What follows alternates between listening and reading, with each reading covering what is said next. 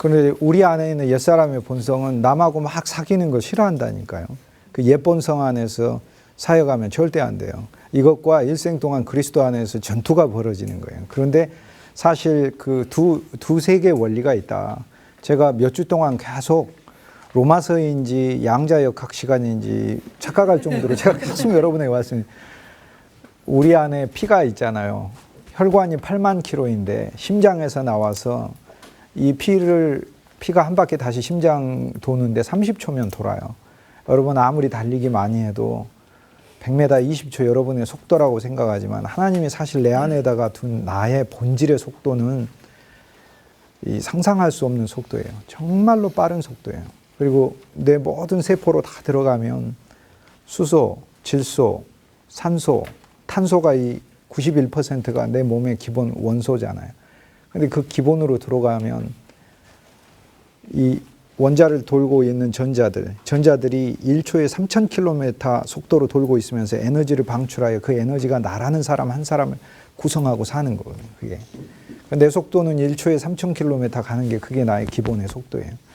그리스도인의 삶은 정확하게 이 이중적인 게 같이 들어있어요. 참으로 묘하게 우리는 단선적으로 2차원, 3차원적으로밖에 생각을 못하니까 이렇게 만나면 부딪힌다 생각하지만 정말 내 안에는 4개의 삶이 같이 교차하고 있어요. 그리스도 안에서 우린 진짜 4차원의 삶인 거예요.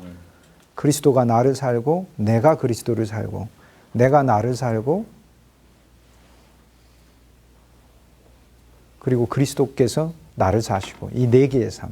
내가 그리스도를 살고 내가 나를 살고 그리스도가 나를 사시고 그리스도가 그리스도를 사시고. 근데 우리는 이제 그리스도가 그리스도를 사시는 것만이 내 속에서 또는 그리스도가 나를 사시는 것만이 참 감사하다 생각했는데 그거는 우리가 하는 게 아니라 그리스도가 하시는 거니까 그건 그분이 하시는 거겠지만 내가 그리스도를 사는 건 한 면의 노력이죠. 그런데 대개 보면 내가 그리스도를 사는 게 아니라 내가 나를 사는 거를 더 많이 발견하게 되죠. 그런데 여기서 또 하나 감사한 게 있죠. 은혜의 비밀이라는 게 무엇이냐면 하나님 은혜는 살아있는 객관적인 실제니까 어떨 때는 내가 참 내 고집으로 살 때도 있어요. 그런데 그분의 은혜를 내가 누리는 순간 하나님은 이것을 차원을 바꾸셔요. 우린 성경에서 차원을 바꾸는 이야기를 봤습니다. 그러니까 내가 나로 사는 것을 그리스도가 그리스도로 사는 것으로 결과나 과정까지 주님이 바꾸시는 게 있어요. 그러니까 이것이 바로 진짜 두 면의 차원이죠. 요셉의 형제들은 요셉을 파는 죄지만 하나님은 차원을 바꾸셔요. 요셉을 총리 만들기 위하여 하나님이 보내시는 하나님의 일로 바꾸시는 거죠. 이것이 차원과 차원이 만나서 우리는 이게 도저히 어떻게 이 차원이 되느냐 이렇게 얘기하지만 이미 우리 몸 안에 보이는 원리와 보이지 않는 원리가 나를 구성하고 있죠. 이것이 너무 감사한 것이다. 로마서 5장을 우리가 지난 시간에 루터의 또 종교개혁자들과 교부들의 로마서 5장에 대한 시각을 봤습니다. 중세는 그 첫 언약 안에서 되게 머물렀고 그리고 공로로 많이 나아가려고 했죠. 즉 한 사람 예수 그리스도가 죄값인 것은 알았는데 로마서 5장에서 말하는 것은 한 사람 예수 그리스도는 나를 전부를 대체하시는 분이죠. 전부를. 그래서 5장 14절 말씀이 전 사실 우리가 일생 동안 다 생각해야 될 말씀이 아닌가. 아담의 모양과 같은 죄를 범치 아니한 자들 위에도. 우리는 아담의 모양과 같은 죄를 안 지었죠. 우리가 에덴 동산에서 선악과 먹은 것 같은 기억은 없어요. 아담의 모양과 같은 죄를 짓지는 않았지만 아담의 본질의 죄는 우리가 가지고 있는 거죠. 본질의 죄. 아비의 이가 싫으면 자식의 이가 싫으니까 그 본질의 죄를 가지고 있는데 그런데 이 모든 것을 다 돌이키시기 위해서 예수 그리스도께서 오셨다. 이들 위에도 사망의 왕노릇했고 그러나 이 왕노릇하는 이 사망을 마지막 대적인 사망을 부수고 우리의 모든 옛 아담 안에 있는 것을 즉 속하고 용서하고 그 다음 다시 바꾸시고 다시 그 안에 새로운 것을 주입하시고 대체하시는 오직 한 사람 예수 그리스도가 우리에게 오셨다. 그런데 오셔서 바울이 거기서 선언하는 사건이 아담은 오실 자의 모형이라 이렇게 얘기하는 거예요. 사실 그거를 보면서 아담, 우리가 다 아담이잖아요. 아담이란 단어가 사람이란 단어입니다. 구약 성경에 사람이란 단어가 아담, 에노스, 이쉬 이 세 단어인데 세 단어가 돌아가면서 쓰여요. 이쉬는 인간 자체의 인간성을 가리키고 아담은 하나님 앞에서 지은 창조물인 것을 가리키는 것이고 에노스는 인간의 기본적인 연약하고 깨어지기 쉬운 본성을 가리키는 거예요. 이 세 단어가 그 영적인 상황에 의해서 돌아가면서 다 쓰여지는 거예요. 근데 우리가 아담은 오실자의 모형이라 우린 모형인 거예요. 진짜로. 그리스도가 실제이고. 그래서 로마서 5장에서 바울이 이야기하는 바는 종교개혁자들에 의해서 새롭게 깨닫게 됐는데 그건 뭐냐면 그리스도 예수라는 이 한 분을 통해 나의 새로운 인간성이 그곳에서 발견되는구나. 발견될 뿐만 아니라 그리스도 예수라는 이 살아있는 이 인격이, 살아있는 실제가 그분 안에 있는 그분의 모든 것을 나에게 그대로 새롭게 조성하시고 주입시키는구나 라는 것을 바울이 발견해요. 이것이 바로 아담은 오실 자의 표상이고 아담은 오실 자의 모형인 거죠. 다른 말로 바꾸면 그리스도는 우리 아담들의 실제인 거죠. 다른 말로 이걸 반대말로 하면은 성경에 나와 있는 대로 아담은 오실 자의 모형이죠. 그럼 나는 아담이잖아요. 나는 모형인 거예요. 그 모형인 내가 진짜 의미를 가지려면 내 안에 실제가 오는 수밖에 없죠. 그게 그리스도 예수인 거죠. 그러니까 나의 모든 것은 사실 모형인 거죠. 모형, 다 모형. 그리스도를 위해 쓰임받는 모형인 거죠. 그런데 모형으로 쓰임받는 것만으로도 너무 감사한 거예요. 그래서 바울의 고백이 결국에 나오는 거죠. 아볼로가 무엇이고 바울이 무엇이냐. 아무것도 아니니라. 그리스도 예수시니라. 이 고백이 나오는 거죠. 그렇다면 이제 이거를 더 확장하고 적용하면 지금 우리가 겪는 고난도 모형이에요. 고난도 모형이에요. 고난도 모형인 거죠. 그리스도 예수 그분만이 이제 놀라운 것이라. 그래서 5장에서는 제가 2주 전에 성경에서 가장 어려운 장이 로마서 5장이라고 말씀드렸잖아요. 그래서 정확하게 바울이 이 죄와 사망이 하는 일에 대해서 하나씩 하나씩 차례대로 기술하고 그리스도 예수의 은혜와 생명 안에서 벌어지는 일들을 차례대로 기술을 해서 이렇게 분리해서 이해를 해서 조합시킬 때 로마서 5장이 이해가 된다. 근데 그것을 이제 명료하게 본 사람들이 종교개혁자 마르틴 루터를 비롯한 하나님의 사람들인 거죠. 한 사람 예수 그리스도 안에서 내 인격이 발견되는 거예요. 그러니까 우리는 그동안 하나님이 계시면 내가 하나님을 믿는 하나님과 나와의 항상 언제나 직접적 관계를 생각하는데 이 모든 하나님과 인간의 나의 결합은 그리스도 안에서 이루어지고 그리스도 예수를 통해 이루어지고 그리스도 예수에 의해 이루어지는 이 세 가지의 이 조사가 붙는 게 중요한 겁니다. 예를 들어서 그리스도 예수 안에서 이루어진다는 것은 그리스도 예수 그분 안에 내가 있어야 참 하나님과의 교제가 있다는 걸 말하고요. 그리스도 예수를 통해 이루어진다는 건 그리스도 예수께서 하신 33년의 모든 사역 그리고 부활을 통하여서 이루어진다는 것이고 그리스도 예수에 의해 이루어진다는 것은 이것을 하는 주체가 내가 아니라는 것을 얘기를 하는 거죠. 그러니까 결국 살아계신 그 하나님의 은혜와 사랑과 긍휼과 섭리와 풍성 안으로 내가 그 안에 들어가는 이 일이 우리의 기독교 신앙이라면 사실 이 살아계신 하나님의 모든 충만은 그리스도 안에 있기 때문에 기독교의 본질은 한 사람이신 예수 그리스도가 바로 나의 참 인간이구나. 그 안에서 내가 그분 안에서 나를 발견하는 것이고 그래서 발견되는 나 자신은 내가 아니라 그리스도이구나. 이것이 이제 로마서 5장에서 한 사람 예수 그리스도, 한 사람 예수 그리스도 이것이 말하고자 하는 바죠. 그러면 내 안에 한 사람 예수 그리스도가 오셨고 계시고 나라는 사람은 모형인 거죠. 그때 되게 감사한 것 같아요. 왜냐하면 내가 모형이 아니고 실제라면 진짜 괴로워요. 내 모든 내 인생의 죄들이 다 실제가 돼버리잖아요. 실제죠. 맞죠. 그런데 그 안에서 계속해서 그것이 나에게 영원한 실제로 있으면 나는 그 굴레에서 못 벗어나죠. 그러나 하나님은 내 인생의 모든 내 인생 자체를 그리스도를 위한 모형으로 삼아주시는 이 놀라운 일이 일어나니까 한 면에서 내가 가지고 있는 것들을 자랑할 이유도 없잖아요. 어떤 사람 돈도 많고 지식도 많고 경력도 많고 건물도 많고 그러지만 모형이죠. 자랑할 게 뭐가 있어요. 그 안에 그리스도가 얼마나 있느냐가 바울이 얘기하는 바니까요. 그래서 로마서 5장은 14절에 예수 그리스도는 아담은 모형이고 티포스 예수 그리스도는 우리의 실제이시다. 이렇게 그리스도께서 오셔서 하신 일은 뭐냐? 14절로 이야기하자면 우리를 모형 만들려고 오셨고 우리가 모형이라는 걸 가르쳐 주러 오셨고 14절로 말을 하자면 그리스도 예수는 우리 안에 실제가 되기 위해서 오셨고 우리와 연합하여 우리 삶을 실제로 만들기 위해 오셨고 그러니까 결국 그리스도를 만나지 못하면 모든 인생은 모형에 그치는 거죠. 다 모형이죠. 그런데 15절은 하나님의 은혜의 선물이 하나님의 은혜의 선물은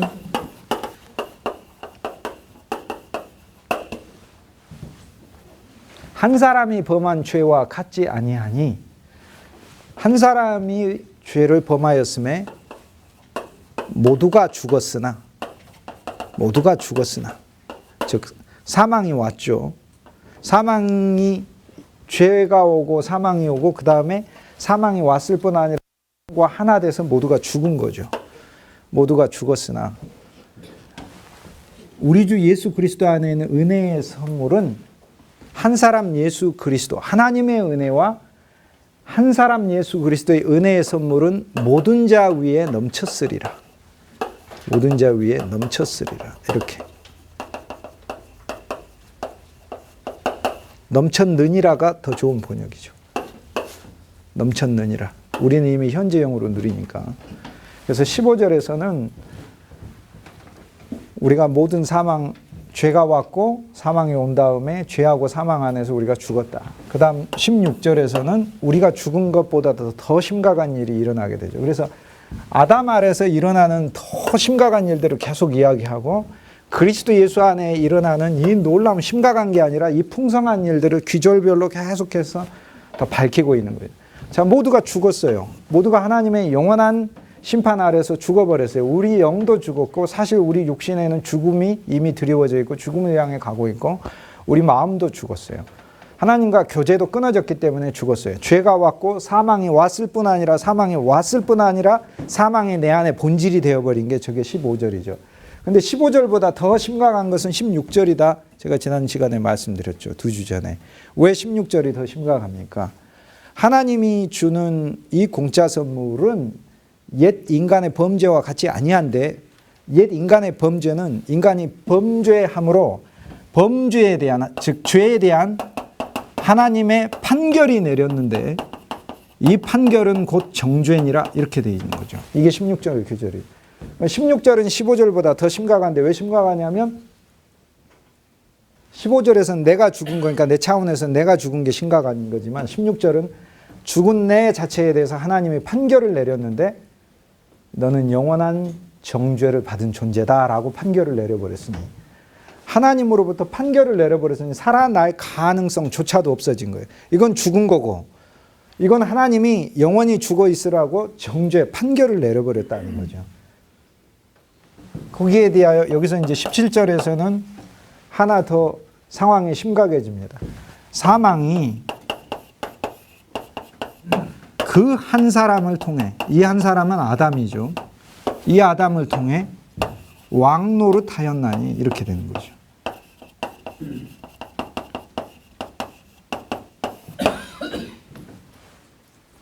사망은 14절에서 왕노릇하였다 이렇게 얘기를 합니다. 근데 14절에서 사망의 왕노릇은 14절의 사망의 이 왕노릇은 내 인생의 모든 영역에 사망이 다 생겨나는 내가 하는 일마다 사망이 생겨나는 거고 내가 사망을 맛보는 거예요. 그리스도하고 하나님의 모든 풍성과 은혜와 긍휼과 성령의 교통이 없는 삶이 사망이니까 내 삶 자체에 사망이 다 내가 말을 하든 뭐를 하든 다 사망이 다 주관하고 사망이 통치하는 걸 14절은 가르치고 17절은 더 심각하고 큰 비극이 뭐냐면 사망이 왕노릇하는데 내가 이용되고 있다 그 얘기예요. 그러니까 사망이 한 사람을 통해 왕노릇하니까 내가 강시인 거예요. 내가 가는 곳마다 내가 강시가 돼 있는 거예요.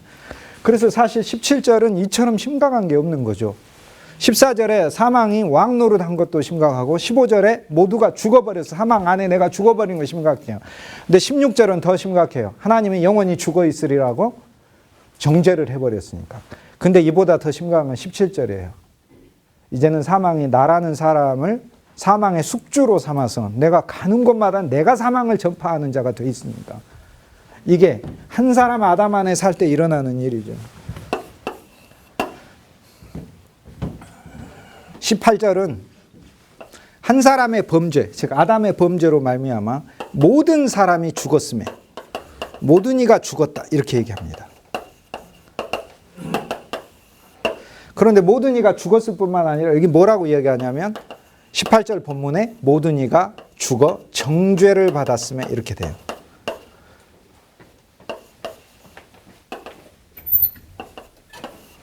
모든 이가 정죄. 자, 죽은 것과 정죄를 차이를 아시겠죠. 이제 죽은 건 내가 영적으로 하나님과의 관계에서 죽은 존재가 돼요. 정죄는 죄에 대하여 하나님께서 나를 영원히 죽어 있으라고 하나님이 판결해 버리신 거예요. 이게 정죄예요. 여기 판결과 정죄라는 단어를 한번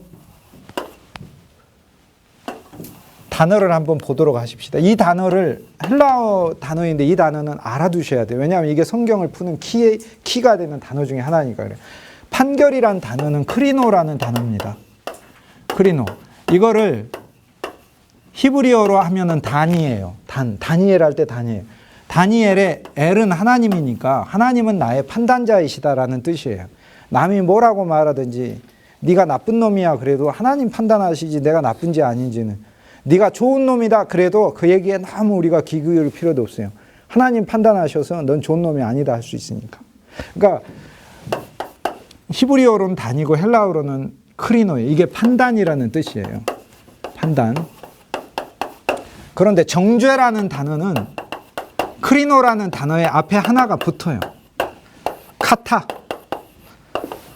크리노예요. 이 카타라는 말은 카탈로그라는 단어하고 같아요. 붙어 있다는 뜻이에요. 뭔가 연결되고 연합해서 붙어 있는. 그러니까 하나님의 판단이 나한테 계속 붙어 있는 거예요. 그거를 성경에서 정죄라고 불러요.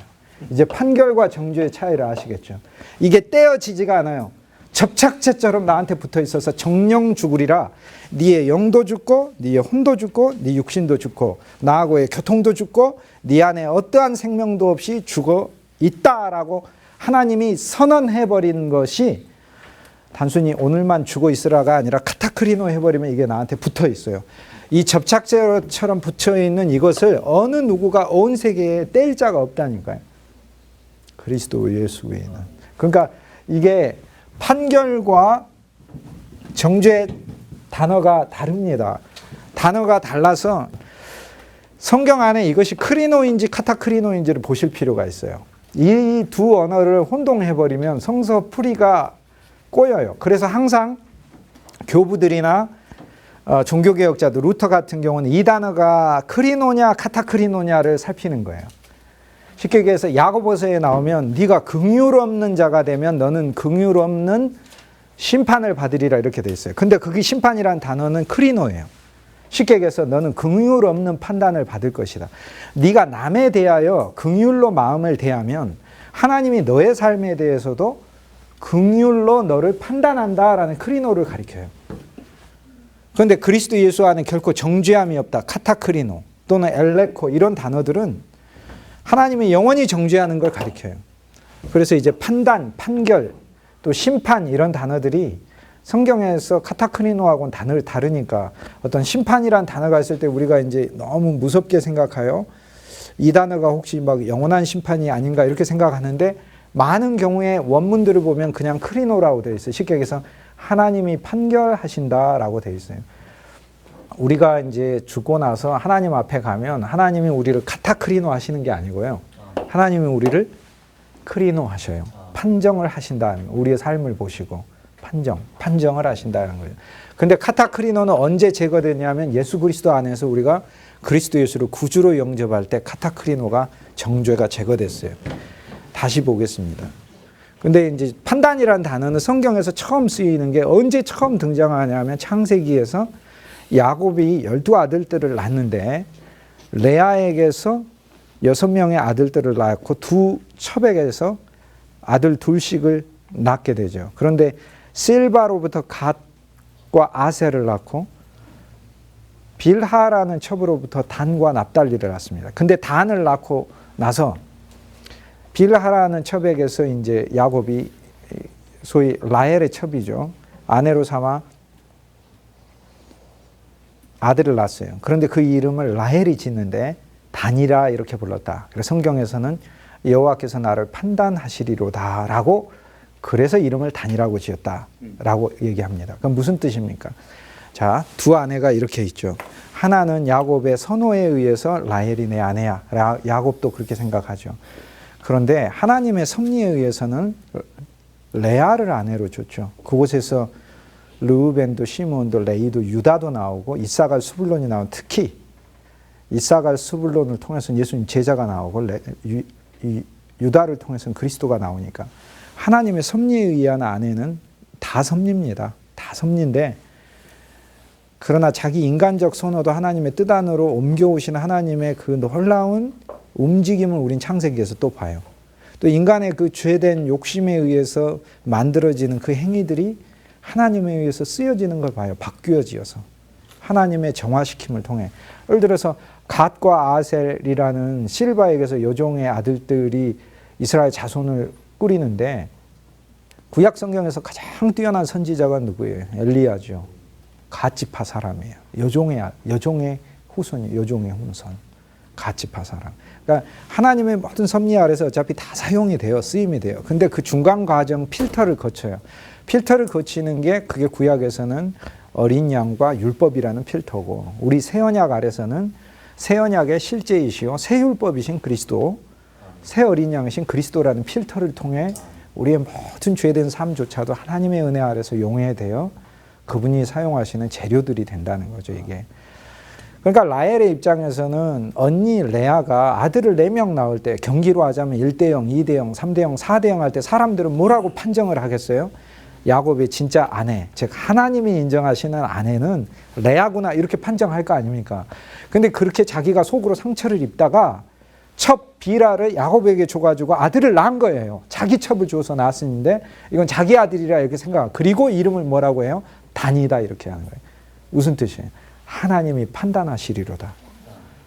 이제 무슨 얘기냐면 하나님이 나도 아내라고 판단해 주셨다, 이런 뜻이죠. 그렇다면 성경에서 단, 히브리어로 단, 헬라어로 크리노라는 이 단어가 가장 처음 쓰인 이 사건에서는 단은 긍정적인 의미로 쓰여요. 그러니까 성경에서 제일 처음 판단이라는 단어가 사용될 땐 부정적인 게 아니고 긍정적인 의미로 하나님의 경륜 아래서 사용돼요.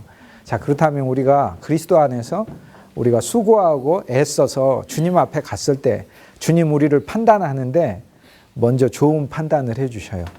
그리고 나쁜 거에 대한 판단을 또 하셔요. 이렇게 해서. 그러나 카타크리노는 없다, 우리에게. 카타크리노는 없다. 근데 다시 이제 5장에서 보면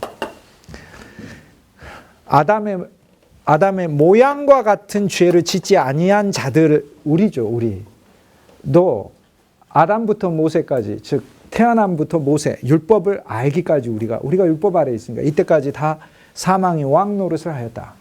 실제 우리가 율법을 알아도, 하나님의 뜻과 계명을 알아도 사망이 우리 위에 왕노릇해요.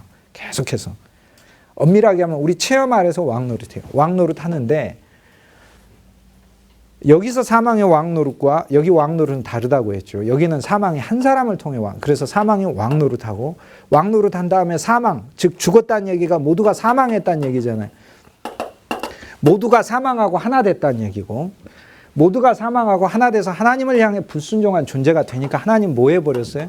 아예 너는 가망성이 없다. 아담은 가망성이 없다고 정죄해버렸어요. 내 아담이 가망성이 없다는 사실, 하나님이 정죄했다는 사실이 이게 하나의 복음이에요.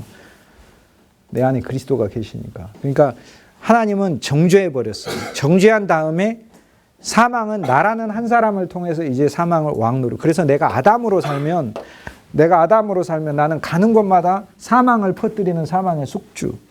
18절에 보면은 모든 이가 죽었고 모든 이에게 정죄를 내렸다, 이렇게 돼 있어요. 이제 이거는 더 심각해요. 왜냐하면 내가 강시가 돼서 이렇게 살다가 어느 날 하나님 법을 알았어요. 내가 벗어나야 되는데 이게 사망과 죄악의 삶인데 옆집은 안 그러겠지 하고 옆집에 가봤는데 옆집도 죽었고 옆집도 사망의 왕노릇하고 있고 옆집도 정죄받았어요. 뒷집을 가봤는데 뒷집도 죽었고 뒷집도 사망에 의해 한 사람이 돼가지고 똑같이 사망에 숙주하고 있고, 그리고 뒷집도 정죄받았어요. 모든 이가 죽었어요. 내가 살아날 방법 자체가 오누주에 없어졌어요. 이게 18절이 가장 심각한 거예요. 그러니까 점점 갈수록 점점 일이 커지네 이런 거하고 똑같은 거예요. 진짜로.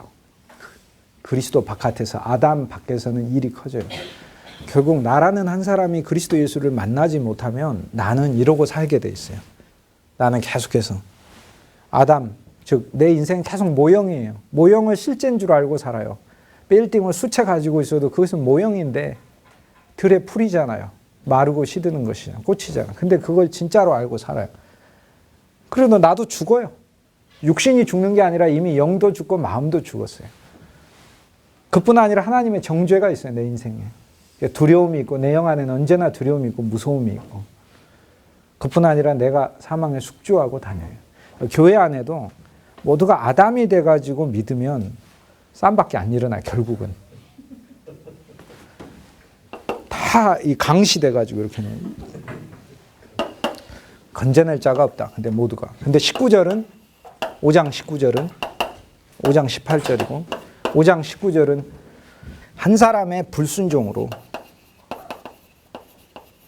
아담의 불순종으로 이 불순종은 죄의 다른 측면인데 쉽게 얘기해서 선악과를 먹은 것은 아담에게 죄가 들어온 사망이 온 이 죄의 실제적인 내가 체험하는 차원인데요. 하나님 입장에서는 먹지 말라는 계명을 어긴 거니까 이건 불순종이 되는 거죠. 바로 이게 죄의 정의입니다. 죄란 하나님을 향한 불순종이죠. 그 하나님의 뜻을 어기는 건데 하나님 뜻은 뭐예요? 하나님의 뜻은 그 아들 예수 그리스도 안으로 믿는 것이라. 그러니까 그리스도를 거부하는 게 죄예요. 이게. 즉 한 사람의 불순종으로 모든 사람이 뭐로 조성되냐면 죄인으로 조성이 돼요. 이거는 진짜 더 심각한데 왜 더 심각하냐면 사망이 된 것보다 더 정죄받고 사망이 한 사람으로 왕노릇 내가 사망에 강시돼서 사는 것 이처럼 심각한 게 없을 것 같은데 모두가 죽어서 벗어날 방법이 없어요. 근데 이거보다 더 심각한 게 이거되는. 왜냐? 여기서 죄인이란 뭐를 하냐면 하나님을 향해 거역하는 존재가 된 걸 말을 한 거니까 아예 나란 존재는 이제 사망을 퍼뜨리는 존재가 아니라 거꾸로 죄가 내 머리부터 발끝까지 가득 차서 하나님을 향해 거역하는 존재로 사는. 그러네. 그렇죠. 그게 돼버린 거예요. 그게 됐어요. 그래서 5장 20절에도 보면 하나님이 여기다가 무엇을 하나 더 얹어버리냐면 율법을 얹어버려요. 율법을 얹어서 이 율법으로 말미암아 죄가 더 성하게 만들어요. 쉽게 얘기해서 하나님이 뭔가를 계명을 주시면은 우리가 예를 들어 남을 미워했잖아. 그럼 미움만이 죄가 아니에요. 죄가 하나가 더 추가가 돼요. 미워하지 말라는 계명을 어긴 죄가 추가가 되는 거예요. 그러니까 미워하는 것도 죄고 미워하지 말라는 계명을 어긴 게 더 큰 죄가 되는 거예요. 하나님의 계명을 그래서 율법이 추가가 되면 우리 죄는 뭐든지 더블이 돼버려요. 하나님에 대하여 모든 명령을 어긴 셈이 되는 거니까. 예를 들어서 이런 거죠. 집에 쓰레기가 가득 찼어. 그래서 아빠가 나가면서 아들 보고 야 치워라 이렇게 말을 하고 나왔어요. 그럼 왔더니 아들이 안 치웠어요. 아들은 두 가지 죄를 지은 거예요. 안 치운 죄와 아버지가 명령한 거를 순종 안 한 거를 한 거예요. 그러니까 쓰레기가 있는데 아들이 스스로 치웠다 또는 스스로 안 치웠다. 근데 아버지는 치우라고 말도 안 했다 그러면 아들은 한 가지 잘못을 한 거예요. 안 치운 잘못. 근데 아버지가 치우라고 했어요. 그걸 갔다 왔는데 안 치웠어. 그러면 아들은 두 가지 잘못을 한 거다 그 얘기입니다. 안 치운 잘못과 치우라고 하는 아버지의 명령을 어긴 거. 율법이 가입한 게 왜 죄가 더블이 되는지 이제 아시겠죠. 그래서 하나님은 율법을 주어서 율법이 온 거 바울이 로마서 3장 17절 이하로 얘기하잖아요. 하나님이 우리에게 율법을 준 것은 모든 사람을 하여금 그 입을 막고 율법을 통하여 모든 사람이 하나님의 심판 아래 있게 하려 하심이라. 심판 아래 있다는 것을 깨닫게 하려고 하는 정도가 아니라 심판 아래 있게 하시려고 율법을 준 것이라. 그래서 우리는 그 율법의 계명들을 다 볼 때마다 예수님의 계명 마태복음 5장, 6장, 7장 보세요. 거기서 우리는 심판을 느껴야 하는 거죠. 야, 내가 하나님의 이 말씀 아래 있지 못하구나라고 심판을 느끼게끔 하나님은 율법을 주신다. 그래서 여기서 이 율법은 우리의 죄를 더블로 만들고 5장 21절에 보면 죄가 사망 안에서 왕노릇한다 하면서 죄하고 사망하고 같이 이제 왕노릇해요. 여기서 더블이 됩니다. 더블이. 그래서 죄는 뭐예요? 내가 하나님을 거역하고 그리스도를 외면하고 이제 내 모든 삶은 예수님 회방하는 삶이 된 거예요. 오히려. 그게 죄니까. 그리고 회방해가지고 결과는 뭐예요? 나한테 사망이고 남도 사망이고 가정도 사망이고 교회도 사망이고 생활도 사망이고 다 사망이 되는, 이것이 아담으로 살았을 때의 결과다. 그런데 그리스도 예수는 한 사람 예수 그리스도 안에서 이걸 끝내러 오셨다. 그래서 이걸 그대로 다시 다 반복해요. 14절에서 예수 그리스도는 실제이고 15절에서 은혜의 선물은 한 죄로 인하여 온 것과 같지 아니하니 한 사람의 범죄로 인하여 모두가 죽었으나 모두가 사망했으나 하나님의 은혜와 예수 그리스도 한 사람 예수 그리스도의 은혜의 선물이 모든 자 위에 넘쳤으리라. 이게 15절 말씀이에요. 16절은 한 사람의 범죄는 하나님의 판결을 정죄에 가져오게 했거니와 한 사람 예수 그리스도로 인한, 여기서 선물은 은혜의 선물이 아니에요. 공짜 선물이라는 도레아라는 것을 사용해요. 도레아. 이거는 카리스마. 이 카리스마는 은혜의 선물, 사랑하고 좋아해서 주는 선물.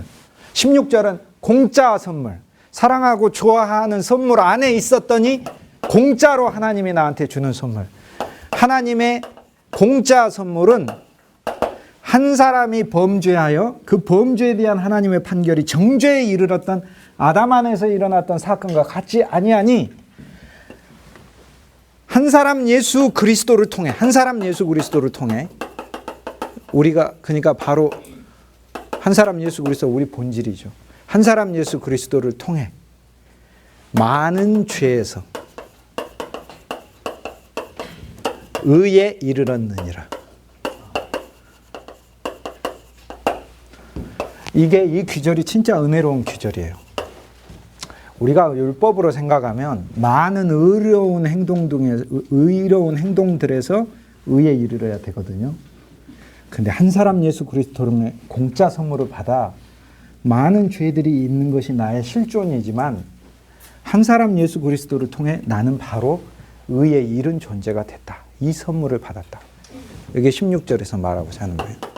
그러면 17절에서는 사망이 그 한 사람을 통해, 자, 아담이죠. 여기 아담을 통해 왕노릇하였거니와 하나님의 은혜의 풍성과 하나님의 은혜를 넘치게 누리고, 이제 하나님의 은혜를 우리가 여기서 바울은 굉장히 실제적인 이야기를, 하나님의 은혜를 넘치고, 어떻게 그러면 우리 의에 이르렀다. 이것은 우리가 어렴풋이 믿음으로 이렇게 취할 때 인정은 되는 바야. 아, 예수님의 십자가의 죽음으로 내가 하나님의 의를 얻었다. 이건 어렴풋이 인정은 돼요. 근데 어떻게 실제적으로 그러면은 이 내 삶 속에서 이것이 누려지는가, 승리가 되는가? 왜냐하면 17절에서는 사망이 한 사람을 통해 왕노를 하는데 지금까지 내가 보면 사망이 나를 통해 왕노를 한 거야. 내가 하는 일마다 사망이 생산된 것 같거든요. 그런데 17절에서 이 말씀을 보면 바울이 여기서 굉장히 실제적인 이야기들을 주고 있어요. 사망은 한 사람을 통해, 즉 아담을 통해 왕노를 했거니와 우리는 은혜의 풍성, 은혜가 넘치게, 그냥 하나님이 우리를 늘 은혜로 주신다는 것, 늘 은혜로 주신다는 것을 누리고 은혜의 풍성을 받고 한 사람 예수 그리스도, 여기 의를 받았으니까, 우리가 받았으니까 은혜의 풍성과, 원문 그대로 하면 은혜의 풍성과 의의 풍성을 누리는 자, 의의 풍성을 누리는, 이걸 누려야 돼요. 은혜의 풍성과 의의 풍성을 누리는 자는 한 사람 예수 그리스도 안에서, 한 사람 예수 그리스도를 통해, 엄밀히 이야기 한 사람 예수 그리스도를 통해 생명 안에서, 새 생명 안에서 왕노릇하리로다. 이렇게 돼 있어요. 이것이 얼마나 엄청난 얘기인지. 우린 전에 내가 아담으로 살 때 계속해서 아담을 통해 사망의 왕노릇 하는데 내가 도구로밖에 안 쓰였다면, 이제 17절에서 내가 생명 안에서 왕노릇 한다고 해놨거든요. 그런데 여기서 바울이 그 비결을 얘기를 하는 거예요. 첫째, 하나님의 은혜를 늘 내 마음속에 넘치도록 부어지고 있다는 사실을 깨달으라. 실은 부어지고 있어. 그래서 이것을 누려라. 그 다음 의의 풍성. 하나님의 의가 너에게 많은 죄가 있지만 너를 의에 이끌었다는 것을 깨달으라.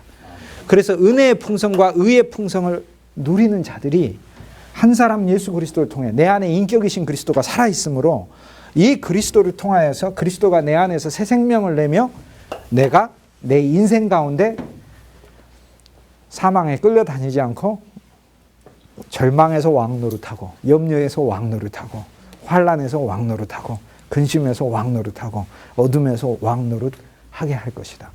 이게 17절에서 이야기해주고 있는 바죠. 18절에서는 모든 이가 죽어서 정죄를 받았으나 그러나 우리는 한 분의 의로운 행동을 통하여 한 사람 예수 그리스도, 이건 세 사람이죠. 한 사람 예수 그리스도의 의로운 행동을 통해, 의로운 행함을 통해, 이 의로운 행함은 33년의 인생이죠. 우리는 생명이 의에 이르렀느니라.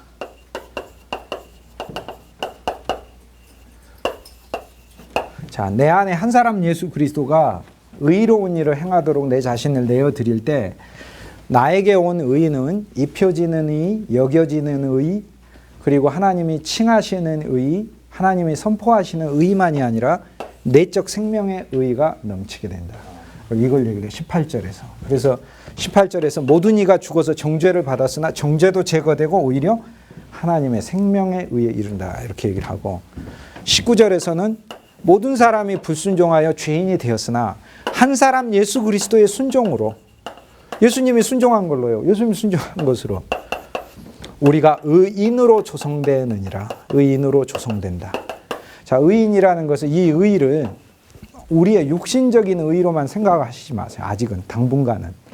로마서 후반부에 가면 그때 비로소 우리가 그 로마서의 전체에 있는 영적인 누림과 체험을 통해 실제적으로 우리가 이해하면 되고, 당분간은 그리스도 예수, 그 한 사람 예수 그리스도 안에서 내 인격을 노정시켜가는 이것이 우리에게 필요해요.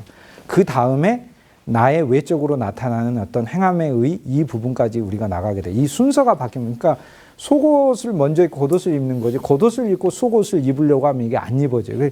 바울이 앞에서 계속 말하려고 하는 바는, 앞에서 의라는 것을 이렇게 얘기를 할 땐 여러분이 뭔가 행해가지고 하는 의라고 생각하시지 말고 예수 그리스도의 인격이 우리에게 와서 우리에게 주시는 그분의 가치, 그걸로 생각을 하시라고. 그러니까 한 사람 예수 그리스도를 통해 우리가 의인으로 조성된다, 이 말은 무슨 말이냐면, 한 사람 예수 그리스도가 이제 나의 참 본질이 되어 내가 가는 곳마다 그 그리스도의 의의 증거자가 된다. 그래요. 십자가의 의의 증거자, 나 같은 죄인 용서하신 그 찬송의 주인공이 된다. 나는 죄인임을 고백하게 되고 그분만이 내 의이시다는 걸 이게 의인, 이 의인을 말하는 거예요. 그래서 당분간은 그 하나님의 의로 생각을 하시라. 그 다음 20절에 한 사람 아담으로 살 때는 율법이 죄를 엄청나게 늘게 했지만 20절에는 죄가 넘치는 곳에 하나님의 은혜가 더 넘쳐서 부어진다. 죄 위에 하나님의 은혜가 부어진다. 이렇게 돼요. 이 얼마나 감사한지 몰라요. 우리가 여전히 아직 죄 가운데 있고 죄된 모습이 있고 부족한 것이 있지만, 그러나 우리 모습 위에 늘 율법으로 대하지 아니하시고 은혜로 하나님이 늘 붓고 계세요.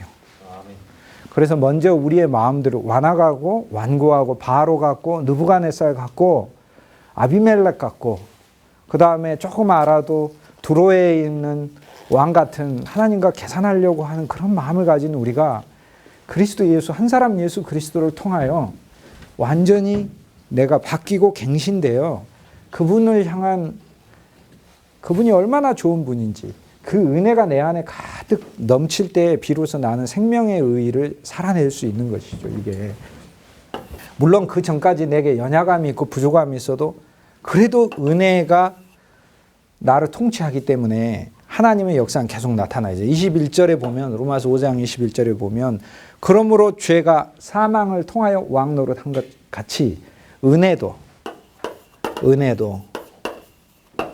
왕노릇하리라. 왕이 되리라. 은혜가 왕이에요. 이제 우리는 흔해요. 하나님의 은혜가 임했습니다. 하나님의 은혜를 받았습니다. 하나님의 은혜를 되게 수동적으로 생각하는데요. 우리는 죽었고 실제 은혜가 살아있어요. 그래서 은혜가 왕노릇하면서 우리를 끌고 간다. 이게 5장 21절에서. 그런데 이 중간에 하나 들어가는 단어가 하나 있어요. 5장 21절 자세히 보시면 은혜가 의를 통해요. 의를 통해. 그렇게 적어져 있을 거예요. 그렇게 안 적어져 있으면 바울 선생님이 성경을 잘못 쓰신 거라고 봐야 돼요. 왜냐하면 이 기절은 은혜가 그냥 왕노릇해서는 안 돼요. 은혜는 의를 통해 왕노릇해야 돼요. 그 돼 있어요, 안 돼 있어요? 왜 그럴까요? 여기에 우리 신앙에 많은 혼란이 있어요. 내 삶을 하나님이 그냥 은혜롭다고 처음부터 끝까지 막 생각해 버려요. 당분간은 하나님은 그렇게 하셔요. 마치 뭐하고 하냐면 이런 것 같아요. 우리가 아이가 태어났는데 뭣도 모르고 막 집어 던지고 부수고 그래. 그 아이를 보고 막 귀싸대기 돌려대는 그런 부모는 없어요. 그런데 조금 맑게 알아들었는데 얘기했는데도 계속해서 그러고 하네. 율법의 부모로 바뀌죠. 그죠? 먼저는 하나님이 마치 우리 부모처럼 우리에게 은혜로 대하셔요. 사실 우리가 복음의 진리를 모르고 주님을 믿을 때도 그때 우리에게 은혜로 대하셔요. 그런데 우리가 바울이 여기서 말하고자 하는 바는 하나님의 의는 은혜를 통해 왕노릇한다. 무슨 얘기냐면 그리스도 예수의 십자가와 부활을 통해 성취된 이 의를 통해 하나님의 은혜가 내게 왕노릇한다는 이 신앙으로 가기를 원해요. 자, 그리스도의 십자가는 내가 죽은 거고 그리스도의 부활은 내 안에 그리스도가 사신 거잖아요. 그러니까 은혜가 내 속에서 왕노릇하는 이 놀라운 하나님의 그분의 섭리와 경륜이 내게 누려지기를 바울은 어떤 우리가 태도를 취할 때 하나님의 은혜가 왕노릇한다고 믿으라고 말하냐면 그리스도 안에서 내가 죽었고 내 안에 그리스도만 사신다는 즉 의를 통해 하나님의 은혜가 내 삶을 늘 왕노릇하신다. 의를 통해. 그러니까 이것이 바울이 이 의라는 부분을 넣는 거예요. 그래서 5장에서는 이 전체가 분리되어 있는데 이 전체를 하나씩 이게 이 구조예요. 로마서 5장에서 바울이 말하려고 하는 구조예요. 로마서 6장에서는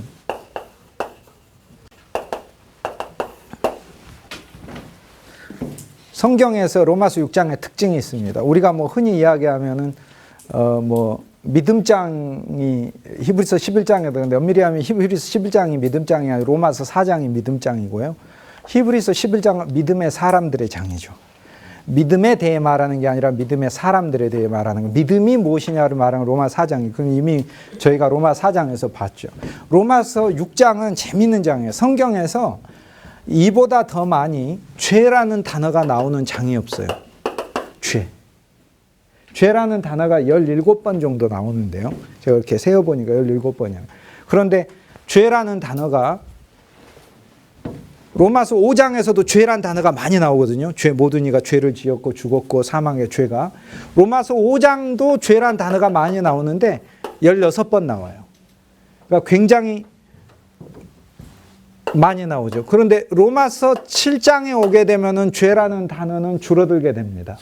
한 10여 차례 나와요. 그리고 로마서 8장 이후로는 마지막까지 2번밖에 안 나와요. 쉽게 얘기해서 로마서 8장 이후로 죄라는 단어는 딱 2번 나오는데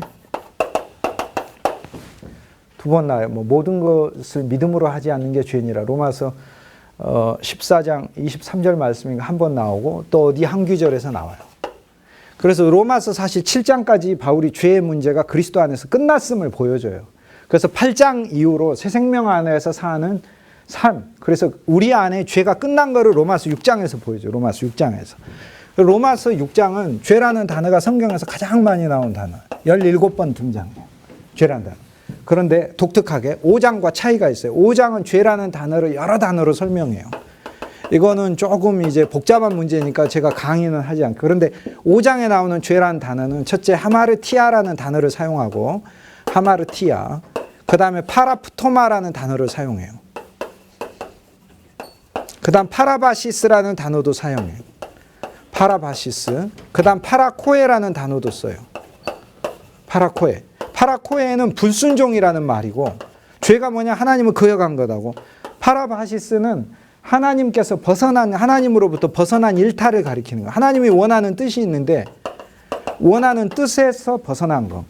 그 다음 파라푸토마는 그 죄 자체하고 하나 된 걸 가리켜요. 죄 자체와 하나 된 거. 하마르티아는 뭐냐면은 이것은 죄 자체가 된 거를 말하는데 이 하마르티아는 하나님을 향해 거역하여 죄하고 한 가족이 돼. 그래서 단어의 의미가 좀씩 틀려요. 죄 자체가 된 거. 파라푸토마는 죄의 길에 늘 서 있는 거. 그러니까 죄하고 같이 다니는 좀 더 행위 쪽에 많이 오게 되죠. 이건 본질 쪽이고. 파라바시스는 하나님 뜻에 어긋나 있는 거. 파라코에는 하나님을 향해 아예 하나님 명령을 거역하는 거. 이렇게 죄라는 단어를 4가지 단어를 쓰는데 로마서 6장에서는 이게 로마서 6장을 푸는 키죠. 죄라는 단어가 17번 등장하는데 이 17번은 오로지 한 가지 단어만 쓰고 있어요. 하마르티아. 자, 정리합니다. 로마서 6장은 성경에서 죄라는 단어가 제일 많이 등장해요. 두 번째, 오로지 한 단어만 쓰인다. 하마르티아. 세 번째, 로마서 6장의 특징이 있어요. 단수예요. 처음부터 끝까지. 복수가 아니라. 단수. 로마서 6장은 우리에게 죄가 무엇인지 계시해요. 죄란 우리 안에 살아있는 한 실제예요. 그것이 살아있어. 그런데 그것에 대하여 우리 옛사람을 죽였다.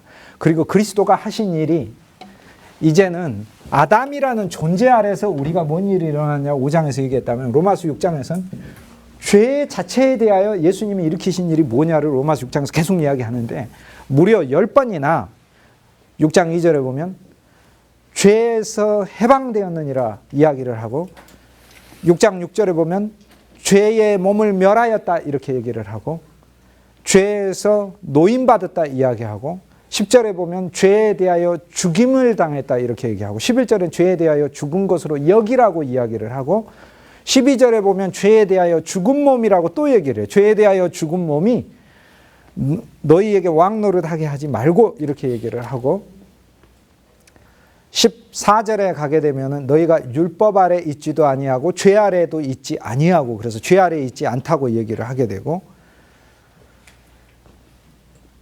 19절에 가면은 너희가 죄에서 해방되었느니라 20절에서도 또 죄에서 해방되었느니라 이 얘기를 해요. 21절에 너희가 죄에서 해방되어 하나님께 또 종이 되었다. 그래서 10번이나 계속해서 죄에서 너희가 해방됐다. 죄에서 너희가 해방됐다. 죄란 것에서 너희가 풀려났다. 죄의 몸이 너희 안에서 죽었다. 그리스도의 십자가를 통하여 너희가 죄로부터 자유롭게 됐다. 계속해서 10번이나 가까이 이야기를 해요. 왜 한 번만 해도 충분한데 왜 우리에게 이렇게 10번이나 우리가 아두나요. 우리들이 아두나요. 이 놀라운 복음을 이해하지 못할까 봐 성경이 계속해서 우리에게 이야기하는 바죠. 로마서 6장에서는 그래서 처음 시작을 할 때 그러므로 하나님의 은혜가 더하게 하려고 하나님의 은혜, 이분의 은혜, 5장에서 말한 이 놀라운 은혜가 더하게 하려고 우리가 죄 단수예요. 죄 가운데 거하겠느냐. 이게 무슨 말일까? 이 귀절이 모든 사람에게 얼마나 많은 고난을 줬는지 몰라요. 왜냐하면 내가 삶을 보면은 죄들이 많거든요. 근데 그러면 하나님의 은혜를 더하게 하려고 내가 죄들을 로마서 6장이 말하는 건 아직까지 당분간 죄의 개념을 여러분 스스로의 행위 속에서 생각하지 마세요. 죄란 요한복음 16장 9절에 예수님 말씀하셨듯이 죄란 인자를 부정하는 것이 죄예요. 그리스도 예수를 그 아들을 거부하는 게 죄예요. 그러니까 로마서 6장 1절에 바울이 말하려고 하는 죄의 본질이 뭐냐? 모든 죄들 중에 제일 큰 죄. 그리스도를 거부하고 거역하는 죄. 자, 세상 사람들이 다 이 사람은 거짓말하고 이 사람은 부정하고 이 사람은 사기치고 어떤 사람은 사기 안 친 사람도 있어요. 어떤 사람은 싸우고 어떤 사람은 안 싸운 사람도 있어요. 싸운 게 아니라 맨날 오히려 맞은 사람도 있어요. 거꾸로. 그런데 사람들에게 각양각색의 죄들이 있지만 우리가 태어날 때 본질적으로 죄라는 것을 갖고 태어나죠. 이것은 뭐냐면 하나님을 향해 거역하는 마음이고 그리스도를 거부하는 걸 얘기해요. 그래서 이 그리스도를 거부하고자 하는 죄의 본성을 하나님께서 누르시고 우리가 예수님을 영접하게 됐잖아요. 그래서 로마서 6장에서 말하고자 하는 바는 은혜가 더하게 하려고 죄 가운데 거하겠느냐 이렇게 말하는 게 무슨 뜻입니까? 하나님의 은혜는 내가 행위의 죄들이 내게 남아있어도 내가 주께 돌이키고 회개하면 예수의 피가 늘 씻잖아요. 근데 6장 1절이 말하는 것은 그런 죄들을 말하는 게 아니고 하나님 은혜가 더하게 하려고 내가 예수님을 거절하겠느냐? 내가 예수를 거부하겠느냐? 내가 예수님한테 거역하겠느냐? 그 말이에요. 그럴 수가 없죠. 그럴 수가 없죠. 그러니까 2절에 결코 그럴 수 없느니라. 2절에 죄에 대하여 죽은 우리가 어찌 그 가운데 살리요? 이렇게 됐어요. 이게 객관적 실제입니다. 진짜 죄에 대하여 죽었다는 거예요. 죽었는데 어떻게 살아요? 죄 안에서. 못 살지. 그러니까 우리가 우리 마음을 곰곰이 한번 생각해 보세요. 내 마음이 여전히 아직 교만하고 사람들을 향해 여전히 내 안에는 육신의 죄들이 남아있고 죄들이 남아있지만 그러나 내 본질상 영은 그리스도를 거부하지 않고 주님을 따르고자 하는 순한 양의 영이 내 안에 있음을 우리가 역이라고 얘기해요. 6장에서는 역이라. 역. 그리고 사실이고 우리가 주님을 찾으니까. 실제로 와 있으니까. 그러니까 로마서 6장은 내가 스스로 이루어내야 되는 율법으로 읽으면 절대 안 됩니다. 그리스도 예수께서 이루셔서 선물하신 사건이에요. 너희가 죄에 대하여 죽었으니 죄에 대하여 죽으니가 어찌 죄에 대하여 거하리요. 죽었는데 어떻게 죄 안에 있어요? 우리 죄 안에 없어요. 우린 결코 그 죄라는 인격적 실제 안에 내 존재가 이제 더 이상 근거하지 않아요. 그로부터 하나님이 해방하셨어요. 그래서 6장 전부를 통해 죄의 문제를 바울이 하나씩 얘기를 해요. 그러면서 이것이 어떻게 성립하게 됐는가를 3절에서 이야기를 하는 이렇게 얘기하죠. 너희가 그리스도 예수 안으로, 그리스도 예수와 합하였는데 원문으로 하면 안으로, 그리스도 예수 안으로 침례를 받은 너희는 그리스도 예수의 죽으심과 합하여 침례받은 것을 알지 못하는, 이렇게 얘기해요. 자, 우리가 그러니까 우리에게 일어난 것은 우리는 예수 그리스도 안으로 침례받았다는 거예요. 우린 예수 그리스도 안으로. 그리스도 안으로 침례받았으니까 예수님과 내가 하나가 됐으니까 성경 안에서 예수님에게 일어난 모든 사건은 내게 일어난 사건이에요. 그러니까 당연히 십자가에서 죽으신 것도 내가 죽은 것이죠. 그러니까 바울이 너희가 그리스도 안으로 침례를 받았기에 당연히 예수님이 십자가에서 죽었다면 그의 죽음 안으로도 침례를 받은 것을, 즉 그 죽음 안으로 빠져들어간 것을 너희가 알지 못하느냐라고 얘기를 합니다. 레자라는 단어가 성경에 없다고 했어요. 침만 있지. 침이 있어요. 레가 아니라. 예식을 6장 3절에서 예식을 바울이 말하려고 하는 게 아니에요. 결혼과 결혼식은 틀려요. 아빠 우리 결혼할래요. 아빠 우리 결혼식 할래요. 두 개의 의미가 틀려요. 아빠 우리 결혼식 할래요. 그러면 예식장 어디서 할까? 순서는 누가 할까? 주례는 누가 할까? 이런 얘기 하는 거고, 아빠 우리 남자친구 데려와서 우리 결혼할래요. 이렇게 얘기하면은 너 진짜 결혼할 거냐 말 거냐부터 묻고 진짜 이 사람하고 평생 이런 거 얘기 자체가 다른 거예요. 바울이 6장 3절에서 이야기한 건 그리스도 예수 안으로 우리가 침례를 받았다는 게 아니라 침하게 됐다는 거예요. 그러니까 예수님이라는 그분의 한 33년의 인생에 내가 빠져 들어간 거예요. 그러니까 33년에 그분이 십자가에서 죽었다면 나는 죽음 안으로 침례를 받은 것이고, 그러니까 6장 4절은 저절로 뭐가 나와 있어요? 그리스도에서 함께 죽은 우리가 장사되었다면 우리도 똑같이 뭐 한 거예요? 그러니까 6장 4절에 그러니까 그렇게 나와야 안 나와요? 나올 수밖에 없어요. 그러니까 실은 로마서를 우리가 이렇게 볼 때 바울의 영과 바울의 생각 안으로 이렇게 들어가면 그 다음 구절에 무슨 말을 할지 저절로 사실 알 수 있어요. 굳이 뭐를 로마서처럼 외우기 어려운 장이었어요. 외워지지도 않고요. 되지 않아요. 이거는 하나의 흐름으로 영적인 사건 안에서 계속 일어나는 흐름이라고 볼 때에만 그 다음에 나한테 무슨 사건이 일어나니 그 구절에 그대로 이야기를 해주는 거예요. 그러니까 6장 3절에 너희가 그리스도 안으로 들어갔다. 너희는 그리스도 안에 들어갔으니 예수님한테 일어난 일이 너희 일이 아니냐. 그럼 예수님 십자가에 죽은 건 네가 죽은 거다. 그럼 4절에서 그런 거 뭐예요? 예수님이 죽은 다음에 어떻게 됐어요? 시신이 내려져서 장사 지내졌는데, 장사 지내진 게 누가 장사 지내진 거라고요? 내가 장사 지내진 거라. 이게 6장 4절이에요. 그러므로 그리스도 예수 안에서 너희가 장사되어, 그리스도 예수 안에서 장사되어 주님과 함께 묻혔는데, 우리가 주님과 함께 묻힌 것은 그리스도 예수를 살리신 이가, 예수님을 부활시키신 하나님이 우리도 다시 살리셔서 그 다음 부활 얘기하죠. 그의 새로운 생명 가운데서 우리가 걷게 하려 함이니라. 이렇게 얘기하면서 바울은 전반부 로마서 6장에서 우리가 죄에 대하여 어떻게 죽었는가를 설명을 하며 예수 그리스도 안에 우리가 담겨서 그분과 함께 죽었다. 이렇게 얘기를 하죠. 자, 그렇다면 이제 6장 5절에서 바울이 이 얘기를 합니다.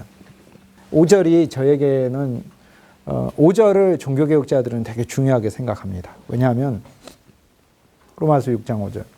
그래 내가 예수님과 함께 죽었어. 죽었는데 그러면 내 삶에 어떻게 해야 그러면은 옛사람 아담이 죽고 그리스도가 살아있는 이 모습이 나타나는데 어떻게 해야 하는데? 라고 물어보니까 바울이 6장 5절에서 10을 답을 해줘요. 6장 5절이 뭐냐면 너희가 그리스도 예수의 죽음의 모양과 연합하여 자라난다면 그리스도 예수의 부활과 같은 모양 안에서도 자라나리라 이렇게 얘기합니다. 자, 이게 무슨 얘기냐면 우리는 항상 어느 곳에서나 먼저 부활을 보여주고 싶어 해요. 나는 부활했네를 보여주고 싶어 해요. 하나님이 놓으시는 환경에 내가 다 뒤집어 엎고 내가 부활했네를 보여요. 그런데 내가 부활했네에도 그리스도가 부활한 게 나타나면 좋은데 십자가에서 못 박은 아담의 부활이 더 많이 나타나는 것 같아요. 아담의 부활이. 그런데 아담은 정말 죽었죠. 끝났죠. 그래서 6장 5절에서 말하는 바는 어떤 환경에서든지 우리 그리스도인들이 먼저 적용해야 될 건 그리스도와 함께 연합해 죽은 죽음이라는 거예요. 그 연합해 죽은 죽음이 우리에게 있으면 부활이 저절로 온다는 거예요. 부활이. 그러니까 우리가 초점을 맞춰야 될 건 하나님이 내 앞에 놓으신 어떤 환경 속에서도 내 자신이 그리스도 예수와 연합하여 죽었다는 이 믿음을 먼저 적용하라는 거예요. 이 믿음 아래 저절로 나를 살리시고 나를 죽은 자 가운데서 살리시는 하나님의 영이 역사하여 내 안에서 부활의 생명이 나오게 할 것이다. 이게 6장 5절이에요. 그런데 여기서 더 중요한 거 두 개를 바울이 이야기하는 첫째는 죽음의 모양이고 두 번째는 자라난다는 단어예요. 죽음의 모양이라는 말이 되게 감사해요. 왜 그러냐면 우리가 그리스도 예수와 함께 죽었다 이렇게 진짜 사실이죠. 사실인데 내 삶에서 죽음의 실제를 온전히 보이기가 어렵습니다. 그리스도와 함께 죽었다는 실제를 보이라 그러면 그게 잘 안 보여지죠. 그런데 바울이 6장 5절에 우리를 무거운 율법으로 끌고 가는 게 아니고요. 이제 이것을 이루는 것도 예수 그리스도의 영과 생명이지만 로마서 8장에 또 이걸 보충이 아니라 이걸 이끌고 가는 분이 따로 나오는데 6장 5절에서 말하고자 하는 바는 어쨌든 우리 삶에 실제는 아니더라도 모양은 있으라 그 말을 얘기하는 거예요. 그 모양은 있으라. 모양이 있으면 그 모양의 실제를 그리스도가 채우실 것이다. 그러니까 어떤 환경에서든지 그 죽음의 모양이 우리에게 있으라. 죽음의 모양 안에 내가 있으라. 그리고 모양에 연결되어 모양에 연합하여 자라나라 이렇게 얘기를 해요. 자, 이 이야기를 바울이 하는 바는 아직 우리가 그리스도 안에서 여전히 미숙하고 부족한 점이 있다는 것을 알고 있기 때문에 너희가 단숨에 완성되었느냐 이렇게 말하지 않고 죽음의 모양에 연합하여 자라나라 이렇게 얘기해요. 그렇다면 우리는 오늘 내가 그리스도의 십자가의 죽음이 내가 주님의 인생에 내가 포함된 거니까 주님이 내 인생에만 포함된 거 우리 다 알고 있잖아요. 그런데 우린 거꾸로 다시 봐야 돼요. 주님의 인생에 내가 포함된 거니까 주님이 십자가에서 죽었을 때 나도 함께 죽었다. 그럼 내 삶에서 교회 사역에서 가정에서 일터에서 직장에서 인간관계에서 내가 누구를 만났을 때 먼저 내가 집중해야 될 거 있어요. 이 만남과 모임과 이 사역에서 어떤 분은 설교하실 때 그 설교자로서 그리스도와 함께 죽은 죽음의 모양이 있어야 되죠. 근데 그 모양을 너무 완성된 것으로 스스로 만들려고 하지 마세요. 여기서 바울은 자라난다라고 얘기를 하고 있기 때문에 아직 우리에게 연약함이 있고 부족함이 있다는 것을 긍정해 주고 있는 거예요. 그래서 그리스도의 죽음의 모양에 연합하여 우리가 자라나면 조금씩 우리 환경에서 내가 주님과 함께 죽었다는 모양을 내가 조금씩 만들어내면 그리스도의 부활의 생명이 그 죽음의 모양에 죽음의 실제도 넣고 그 다음에 그리스도와 연합하여 그리스도의 부활의 모양에 연합하여 우리도 살아난다 이렇게 해요. 그러면 주님도 부활의 모양도 우리에게 동시에 주셔요. 놀랍게 조금 십자가의 모양을 우리가 취하면 조금 부활의 모양 나에게 숨통을 주시고 조금 더 이렇게 해서 내가 자라나게 하신다. 점점. 그러면 처음 한꺼번에 다 내가 죽음의 모양을 다 가질 안 됩니다. 첫째 내 자아가 너무 세고요. 나는 아담을 더 보여주고 싶지 죽음을 더 보여주고 싶지 않아요. 그래서 잘 안 돼. 그래서 바울은 실은 여기서 굉장히 현실적인 얘기를 6장 5절에서 얘기를 해줘요. 그러니까 로마서 6장 3절과 4절은 신약 마태, 마가, 누가, 요한복음 우리가 어떻게 봐야 되느냐를 아예 보여주고 있어요. 이건 예수님의 인생만이 아니에요. 그 안에 내가 담겨서 함께 있는 거예요. 그러면 이 모든 일은 언제 일어나느냐? 침례를 통하여 우리에게 일어났습니다. 그러니까 우리가 침례 받은 건 주님의 인생 안으로 우리가 들어간 것이다 라는 얘기를 바울이 하고 있는 거예요. 우리가 침례를 받음으로 주님의 인생 안에 우리가 들어갔다. 그럼 주님의 인생 안에 들어갔으니까 주님이 침례 받은 순간 일어난 일이 나한테 일어난 일이 됐죠. 나한테도 음성이 들렸죠. 우리 귀가 어두워서 못 들었지 너는 내 사랑하는 아들이다 라고 하나님의 음성이 내린 것이죠. 그래서 로마서 6장 3절과 4절은 그리스도의 인생은 우리의 인생이다. 그분의 인생, 그분의 죽음이 내 거고 그분의 장사 지냄이 내 거고 그를 죽은 자 가운데서 다시 살리신 이가 우리도 역시 마찬가지로 새 생명 가운데 우리를 행하게 하신다. 새로운 생명, 아담 생명 말고 새로운 생명 가운데 우리를 행하게 하신다. 6장 5절에 그러면 우리에게 귀에 추상적으로 들릴 수 있는 이야기를 바울은 뭐라고 얘기하느냐. 우리의 모든 삶 가운데 그리스도의 죽음과 죽음의 모양과 연합하여. 죽음과 연합하라 그러면 한 면에서 굉장히 난감합니다. 아, 나 이거 모양인데 실제가 아닌데. 그런데 하나님 우리 연약함을 아시고 복음 안에서 더 낮아지셨어요. 우리에게. 이게 적용되게끔. 근데 모양이 작아도 돼요. 대신 부활도 작을 거라는 거예요. 그런데 모양을 좀 더 크게 하면 부활도 조금 더 커질 거라는 거예요. 죽음을 점점 크게 하면 부활의 모양도 점점 커질 것이다. 이게 6장 5절에서 말하는 거예요. 그래서 6장은 어쨌든 주에서 우리를 해방했다. 그리고 우리 마음속에는 우리를 끊임없이 하나님을 거역하게 하고 하나님으로부터 우리를 멀어지게 만들고 그래서 온갖 방법을 다 동원합니다. 죄라는 존재가 어느 날은 나의 일생의 죄들을 끌고 와가지고 나한테 탁 놓고 예수와 우리를 멀어지게 하려고 해요. 그래서 나로 하여금 죄를 짓게 해요. 어떤 죄? 그리스도를 외면하는 죄를 짓게 하려고 하죠. 가차없이 부숴야죠. 주님이 용서하셨다. 나는 죄인이지만 주님이 용서하셨다. 그 의의를 취하는 거죠. 의의를 통하여 은혜가 내 인생을 잡는 거니까. 어떤 날은 죄라는 애가 율법을 다 가지고 왔고 율법을 나한테 들이대면서 말을 합니다. 네가 이 계명을 지켰느냐? 네가 이 계명을 안 하냐?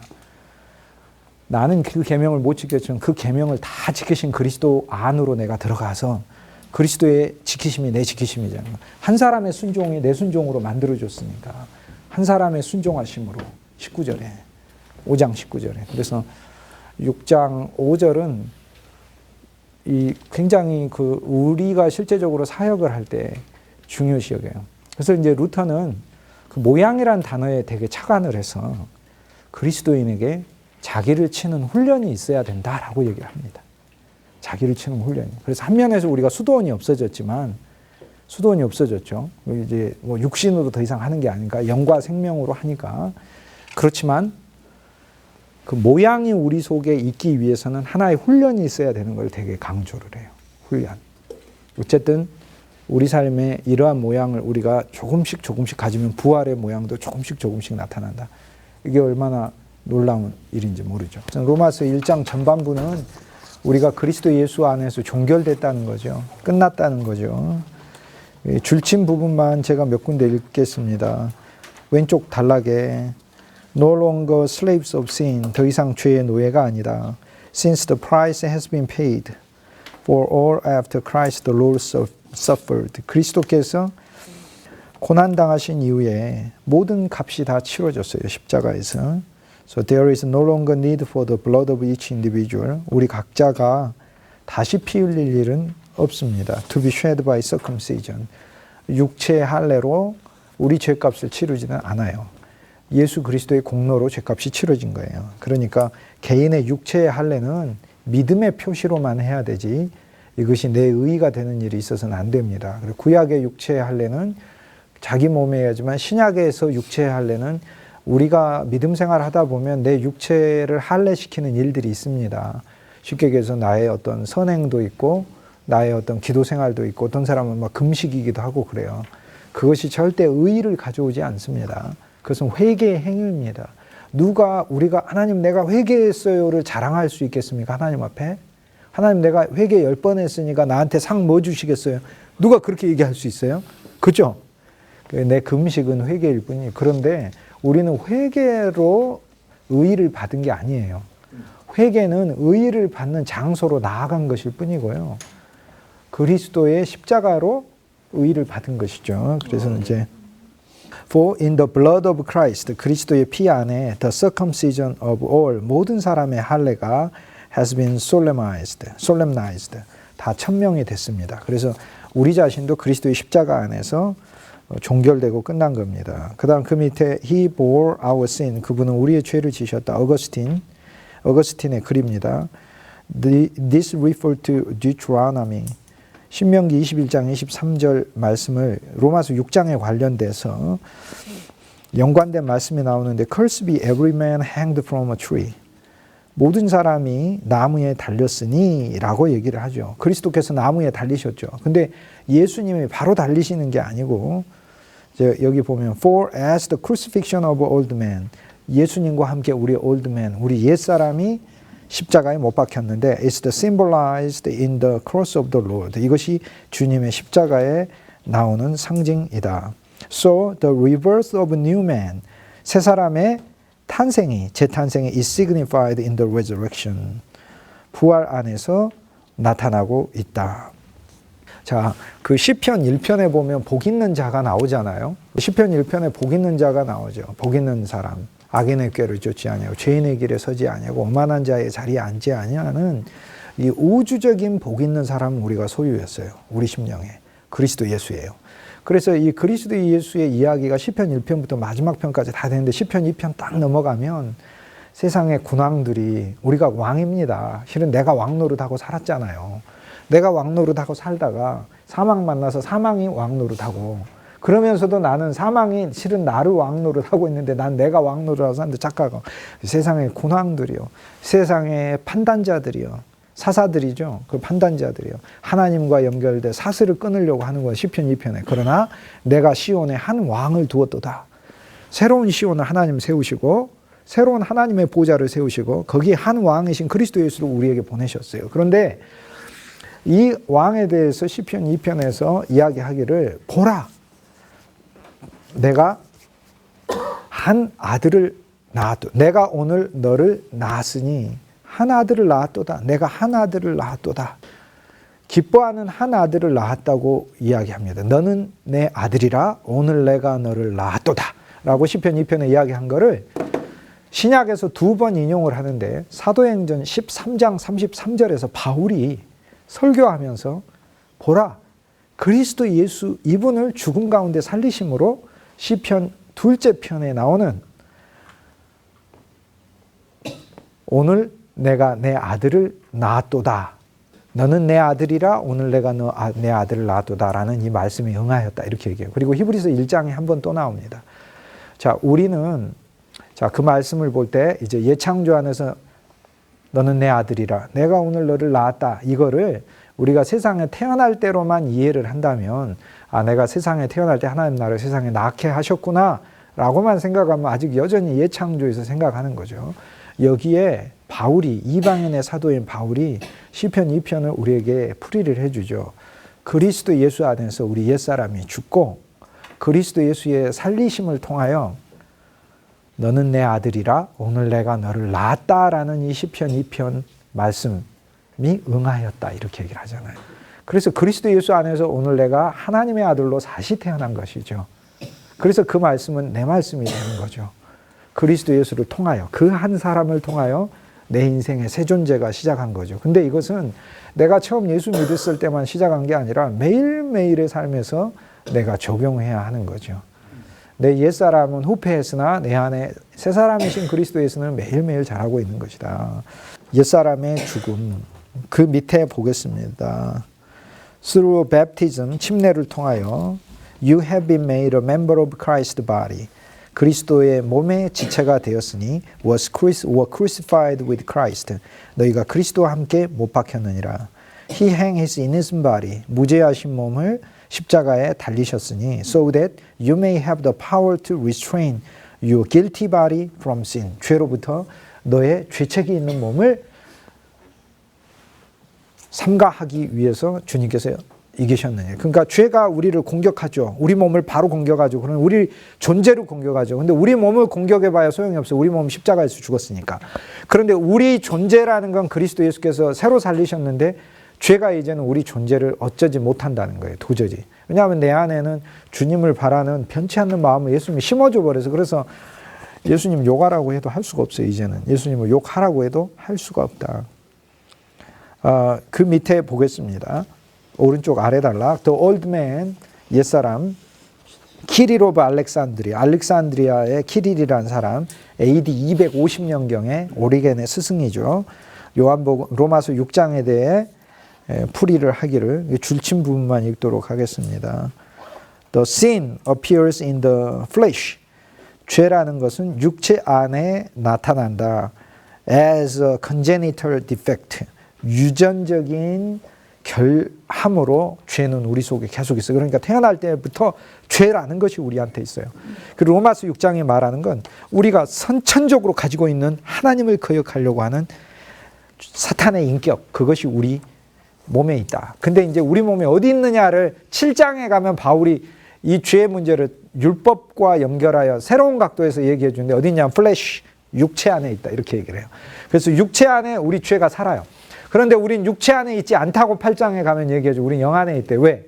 하나님의 영이 너희 안에 거하시면 너희가 육체에 속하지 아니하고 영에 속하나니 누구든지 그리스도의 영이 없으면 그리스도인이 아니니라. 로마서 8장 9절 그렇게 가는. 그러니까 우리는 이제 예수님 안에서 우리에게 일어난 변화가 무엇인지 하나하나 깨우쳐 주는 거예요.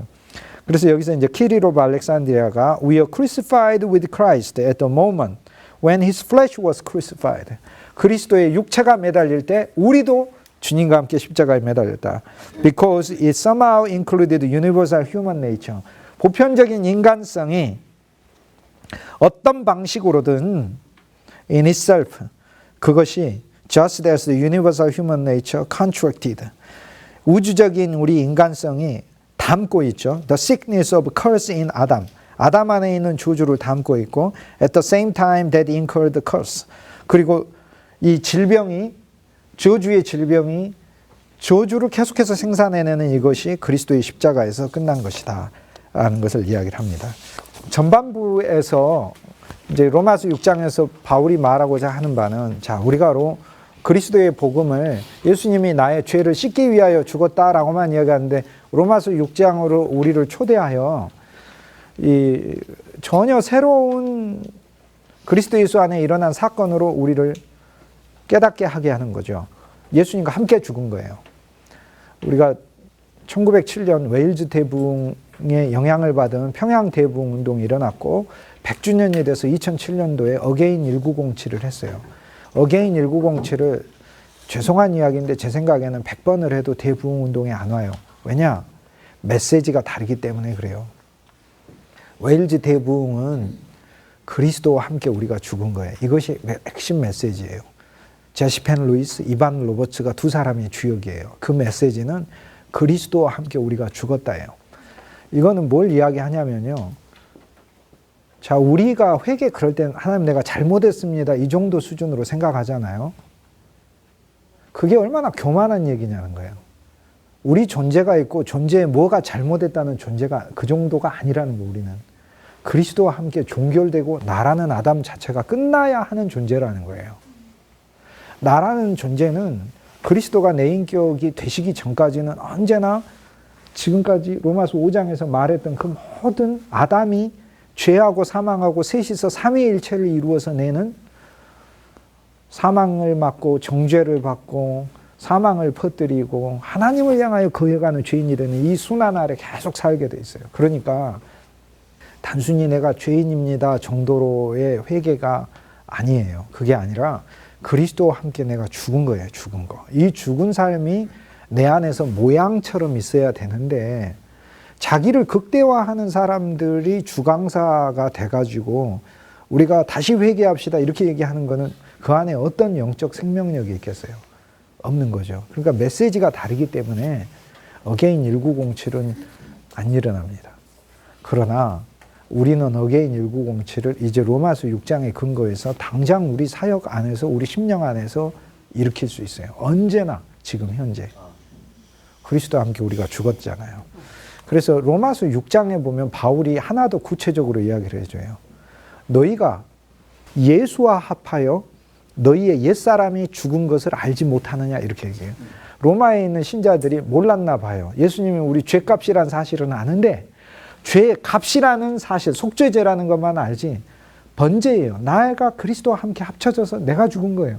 그러니까 너희의 옛사람이 죽은 것을 알지 못하느냐 그래요. 근데 3절과 6절의 차이가 있어요. 로마서 6장 3절은 너희가 그리스도 안으로 침례를 받아 그리스도와 함께 죽었다 해서 우리가 종결된 걸 말하고요. 6장 6절은 예수와 함께 우리의 옛사람이 십자가에 못 박혔다고 이야기하면서 우리의 옛사람은 저주받은 존재라는 것을 얘기해요. 그러니까 6장 3절에선 그리스도 안에서 내가 종결된 거예요. 내가 예수님 만난 건 내가 종결된 거예요. 진짜로 내 꿈도 종결된 거고 그날부터 그리스도인 거예요. 내게 죄가 있든 말든 어쩌든 나는 은혜가 내 삶에 넘치고 은혜가 나를 이끌고 가고 하나님이 은혜로 나를 돌보고 있고 은혜의 언약 아래서 나를 먹이시고 입히시고 그분이 내 길 대주시고 길을 인도하여 주시고 길에 빛을 비춰주시고 그 길 가운데 나를 걸어가게 하시고 어쨌든 그분이 다예요. 그런데 6장 3절은 그리스도를 만나 내가 종결됐다는 거고 6장 6절에서 말하는 것은 예수와 함께 나의 옛사람이 십자가에 못 박혔다는 걸 얘기하니까 십자가에 못 박힌 건 내 옛사람은 저주받은 존재라는 걸 가르쳐 주는 거예요. 옛사람은 끝났다 이 얘기예요. 십자가에 못 박힌 것을 알지 못하느냐. 그러니까 이 귀절 안에서 6장 6절에 오면 우리는 진짜 또 감사한 게 하나 있어요. 6장 5절에 저희가 바로 휴식 시간 전에 죽음의 모양과 연합하여 우리가 자라나야 한다. 조금씩 우리 환경 속에서 하나님이 일하시는 그 일터 속에서 누가 자꾸 날 건들잖아. 그러나 건드는 환경 속에서 그래 내가 십자가의 죽음을 적용한 내가 죽음의 모양을 조금이라도 놓자. 그럼 부활의 모양을 놓을 테니까. 근데 6장 6절에 보면은 여기서 우리가 잘못 착각하기 쉬운 게 있어요. 이걸 내가 노력해 보려고 하거든요. 그런데 6장 6절에서 그 밸런스를 확 잡아줘요. 노력이 아니라 진짜 우린 죽었다는 거예요. 죽은 것을 알지 못하느냐 이렇게 얘기해요. 진짜 죽었다는 거예요. 그러니까 6장 6절을 복음인 거예요. 선물로 줬어요. 우리 옛사람이 죽었구나. 그러면 이렇게 생각하시면 되죠. 우리가 활동하다가 보면 사역하다가 보면 옛사람이 막 나타날 때가 있습니다. 생활하다가 보면 그러나 그리스도 안에서 옛사람은 죽은 것이다 라는 6장 6절의 믿음을 다시 적용하는 것이죠. 어쨌거나 6장 6절은 우리에게 선언해 주는 복음이에요. 예수와 함께 우리 옛사람은 죽었다 라고 얘기하고 이는 죄의 몸이 멸하여 죄의 몸이 멸했어요. 그리스도 안에서. 실제로 멸했고 내 존재가 죄의 몸이 멸한 존재로서 그리스도 예수 안에서 그 부활의 새 생명을 가진 존재예요. 죄의 몸이 멸하여 죄의 종 노릇 하지 않게 하려 함이라. 이게 6장이에요. 우린 더 이상 이제 죄의 종이 아니에요. 그러니까. 죄는 더 이상 나를 잠깐 유혹은 할 수 있어도요. 죄가 뭘로 유혹하겠어요? 에덴 동산에서 뭐 하라고 했어요? 둘이 치고받고 싸우라고 했습니까? 부인이랑? 그러지 않았어요. 선악과를 먹으라고 했어요. 쉽게 얘기해서 죄는 나한테 와서 그리스도는 너한테 아무것도 아니야 라고 계속해서 얘기하고 있어요. 이게 죄예요. 거기에 내가 넘어가는 거예요. 내 삶을 살펴보니까 예수님 복 준 것도 없는 것 같고 내 삶을 살펴보니까 예수님이 나한테 풍성하지도 않은 것 같고 고난만 많고 고통만 많고 이랬던 것 같다고 생각하면서 예수님 향해 내 마음을 점점 멀어지게 이게 죄다 이 말. 이게 죄의 종로에 대해서 끌려가는 거고 계속해서 이 가운데 패배가 오는 것이다. 그러나 그게 아니라는 거죠. 그래서 이제 우리는 잠깐 동안 죄에 잡혀갈 수는 있으나 더 이상 죄의 종이 아니다 라고 바울이 얘기를 해줘. 그래서 내 마음은 주님을 향해 거역하는 게 아니에요. 그래서 우리 생각으로 로마서 6장 안에 정말 로마서 5장 안에서 한 사람 그리스도로 내가 다시 바뀌었다, 대치됐다를 발견했다면 로마서 6장에서는 나를 그리스도 안에 있는 충만하신 하나님과 멀어지려고 하는 이 죄로부터 하나님이 나를 해방하셨다. 나는 그리스도의 은혜 아래 있고 그리스도 안에 있다. 그분의 긍휼과 그분의 손 안에 있다라는 것을 매일 누리고 나의 옛사람은 주님과 함께 죽었다. 죽었다를 선물로 받았다는 것. 이것을 누려야 돼요. 결국에 이것의 실제를 이루는 것도 예수님이 하시는 거고 나는 단지 모양만 드릴 수 있을 뿐이에요. 이것이 감사한 거예요. 두 번째 페이지 이제 6장 15절에서 23절에 보면 freedom 영어로 된 두 번째 페이지입니다. freedom from the law 율법으로부터 우리가 법으로부터 자유케 됐어요.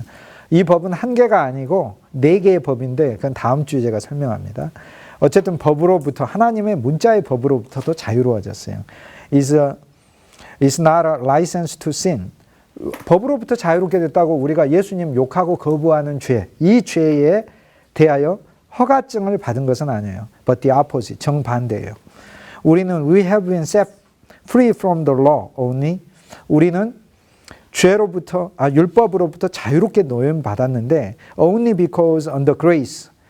단지 우리가 은혜 아래 있어서 we have the spiritual power. 우리는 영적인 능력을 갖게 됐고 to live the life. 생명을 살 수 있는 능력을 가졌어요. And the law models for us. 로가 우리를 위하여 로가 모양을 보여줄 수는 있지만 law cannot give us. 율법이 우리에게 주지 못하는, 율법은 요구만 하지 우리에게 줄 수 없는 그것을 살 수 있는 생명을 우리는 갖게 됐어요. Sin is a slavery. 죄라는 것은 노예제예요. 노예제라는 걸 가지고 있어요. 죄와 접촉하는 건 죄의 노예로 다 삼으려고 해요. Nobody in his right mind, 어느 누구도 그 자신의 옳은 마음 안에서 willingly sell himself into that. 어느 누구도 그 자신을 죄에게 자의로 스스로 팔려고 하진 않아요. 근데 끌려가 버리는 거예요, 죄한테. 왜? 슬레이버리니까. 강제로 끌고 가니까. righteousness, 의라는 것은 옳다 하지만 it involves obedience. 의라는 건 순종과 연관되어 있어요. It's not a slavery, but liberation. 그리스도의 의는 노예로 삼는 의가 아니라 우리를 자유케 하시는 의예요. The essential difference, 결정적인 차이는 is that the obedience of a righteous person. 의로운 사람이, 성경에 의롭다는 말은 믿는다는 말과 동의어로 하시면 돼요. 믿는 사람이 순종을 하는 것인데 it comes from the heart. 이것은 마음으로부터 와요. Not from the some form of external constraint. 외적인 규제로부터 오는 것이 아니에요. 하나님은요, 먼저 우리의 마음에 은혜를 부으셔서 우리 마음을 부드럽게 하시고 그분이 원하시는 바로 끌고 가지 무서운 율법산의 명령을 통해서 우리를 짐승 취급하시거나 종 취급하셔서 우리를 막 몰고 가지 않아요. 그러므로 여러분이 하나님 말씀 전할 때 은혜로 많이 던지세요. 오른쪽에 그물을 던지세요. 오른쪽에 은혜로 전하세요. 여러분 눈에 이렇게 보면 부족한 점이 얼마나 많겠어요. 예수님도 그랬어요. 저는요, 예수님 이렇게 보면서 베드로가 예수님과 늘 가까이 있었는데 예수님하고 베드로하고 이렇게 만날 때 예수님이 베드로 만날 때마다 계속 베드로 단점 이야기하고 뭐 하고 그랬으면은 저라도 만나고 싶지가 않아요.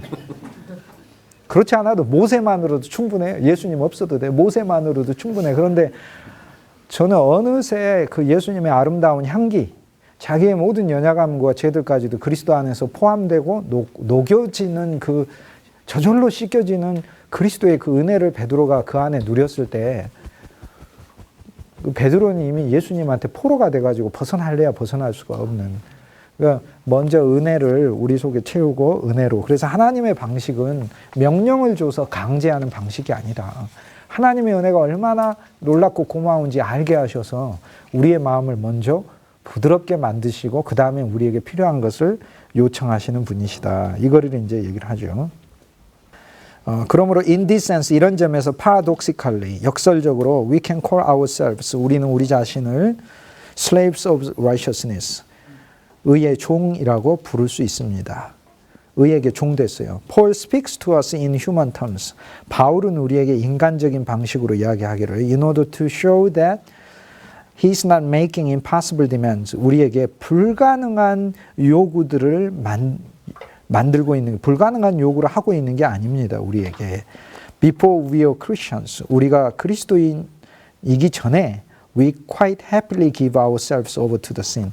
우리는 아주 기쁘게 죄에다가 우리 자신을 주었어요. But the only thing we got from that was death. 그러나 그것으로부터 우리가 얻었던 것은 사망이었어요.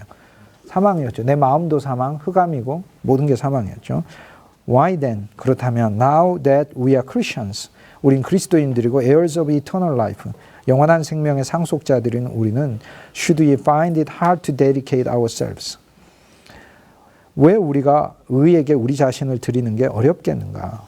When the reward is eternal life, 그 보상이 영원한 생명일 때, who sin get what they deserve. 죄 짓는 자는 그들이 당연히 받을 거고. 여기서 죄는 예수님을 거부하는 게 죄라니까. 하나님 뜻은 그 아들 예수 안으로 우리가 들어가는 거예요. 그것은 사망이에요. But those who turn to Christ, 그리스도께 돌이키는 자는 get what they do not deserve. 그들이 받지 않는 것을 받게 돼요. 그것은 바로 영원한 생명이다. 이렇게 돼요. 6장에 이제 그 6절에 가면은 우리의 죄의 몸이 멸하여 다시는 죄의 종노를 하지 않아요. 그 이유는 6장 7절에 우리가 죽은 자는 죄로부터 자유케 되었느니라 라고 얘기하기 때문에 죽었잖아요. 그러니까 자유케 된 거예요. 그러므로 우리가 얻은 죄로부터 자유는요, 그리스도의 죽음을 연합하여 통과한 자유예요. 그러니까 항상 우리가 죄로부터 자유를 누리실 때는 그리스도 예수와 연합, 그리스도 예수를 통과한 자유를 누리셔야 돼요. 이게 중요합니다. 그래서 이 죄로부터만 이제 노임받은 게 한 7장, 8장에 가면 죄의 법으로부터 노임받고 율법으로부터 노임받고 8장에 가면 사망의 법으로부터도 노임받아요. 그리고 죄의 법이라는 것 자체는 그때 가서 제가 설명을 하겠어요. 다음 시간 정도에 설명하겠습니다. 죄로부터만 노임받은 게 아니라 이 죄의 법으로부터 노임받았다는 건 또 다른 차원의 얘기예요. 마치 5장에 우리가 사망이 다르고 사망이 온 게 다르고 사망을 맞은 게 다르고 사망을 통해 사망의 도구 노릇한 게 다르고 정죄받은 게 다르고 죄인이 된 게 다르듯 다. 이제 그리스도 안에서 우리는 진짜 죽었기 때문에 죽어서 자유롭게 된 거예요. 아, 주님 안에서 우리는 죽었으니까 자유롭게 된 존재구나. 그래서 객관적인 죄의 문제를 주님이 우리 안에서 끝내셨다. 다만 나에게 남아있는 죄들이 있어요. 남아있는 죄들은 사랑하지 못하는 거, 하나님 앞에 더 겸손하지 못하는 거, 이런 남아있는 죄들에 대해 내 자신을 더 쳐서 주님께 복종함으로 이것들을 실현해 나가는. 그러나 궁극적으로 나를 사망으로 이끌고 가고 카타크리노, 영원한 정죄로 이끌고 가는 이 죄에 대하여 하나님이 나를 해결하셨어요.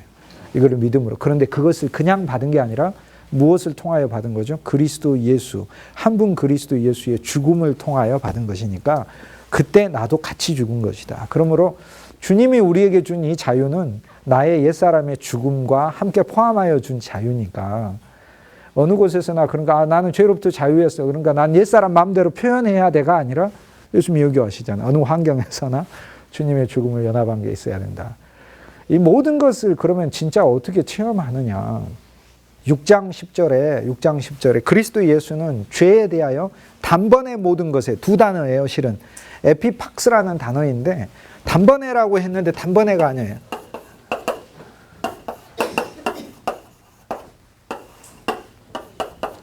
이거는 파스 올이라는 뜻인데 헬라어로 모든 것이 all things. 에피는 그 위에라는 말. 그러니까 한 번에 플러스 모든 것에 라는 뜻이에요. 자, 예수 그리스도의 죽으심은요, 예수님 죽음의 제사를 드렸죠. 한 번 드리셨을 뿐 아니라 나의 모든 것에 대하여 드리신 죽음이다. 그 뜻이에요. 진짜로 그리스도의 죽으심은 나의 죄라는 것에 대하여 한 번만 죽으셨을 뿐만 아니라 모든 것에 대하여 죽었다. 히브리서에 가면 이제 영원한 제사를 드렸다. 이렇게 얘기를 해요. 그래서 로마서와 히브리서의 관점은 히브리서는 시간과 영혼에서 설명하고 바울은 실제적으로 우리 삶에서 우리 삶의 모든 것에 대하여 그리스도께서 죽음의 제사를 드렸다. 나의 모든 것에 대하여 내 인생의 과거, 현재, 미래 죄된 요소들 전체에 대하여 예수님이 죽음의 제사를 드렸어요. 아멘. 그렇다면 나 자체도 그리스도의 구원을 과거, 현재, 미래를 통틀어서 함께 누릴 필요가 있어요. 주님 안에서. 그러면 이제 이거를 어떻게 해야 되느냐에 11절에 바울이 또 우리에게 실제적인 얘기를 해줘요. 그러므로 너희가 죄에 대하여는, 즉 나를 사망으로 끌고 가려고 하는 이 죄 자체에 대하여는 죽은 것으로 여기고가 핵심이에요. 여겨라. 그냥 여기라는 거예요. 어쨌든 여김이 믿음이요, 여김을 통해서 하나님의 실제가 온다. 하나님을 향해서는 산자로 여겨라. 나는 하나님을 향해서 산자로 여긴다. 여기라는 거예요. 12절에서는 이제 점점 더 실제적이에요. 죄가 너희 죽을 몸 안에서 왕노릇 하지 못하게 하고. 이제는 무슨 얘기예요? 죄란 뭐예요? 선악으로 사는 거고 예수의 은혜를 거부하는 거죠. 그것이 너의 삶에 주된 게 되지 못하게 해라. 우리가 어떤 문제를 접할 때마다 선악으로 판단하려고 하지 마라. 이건 선이야, 이건 악이야. 선악과 먹은 사람이죠. 그게 죄니까. 또 어떤 문제를 볼 때마다 내가 율법으로 재단하려고 하지 마라. 그리스도의 은혜와 그리스도의 안경으로 자비의 눈으로 먼저 봐라.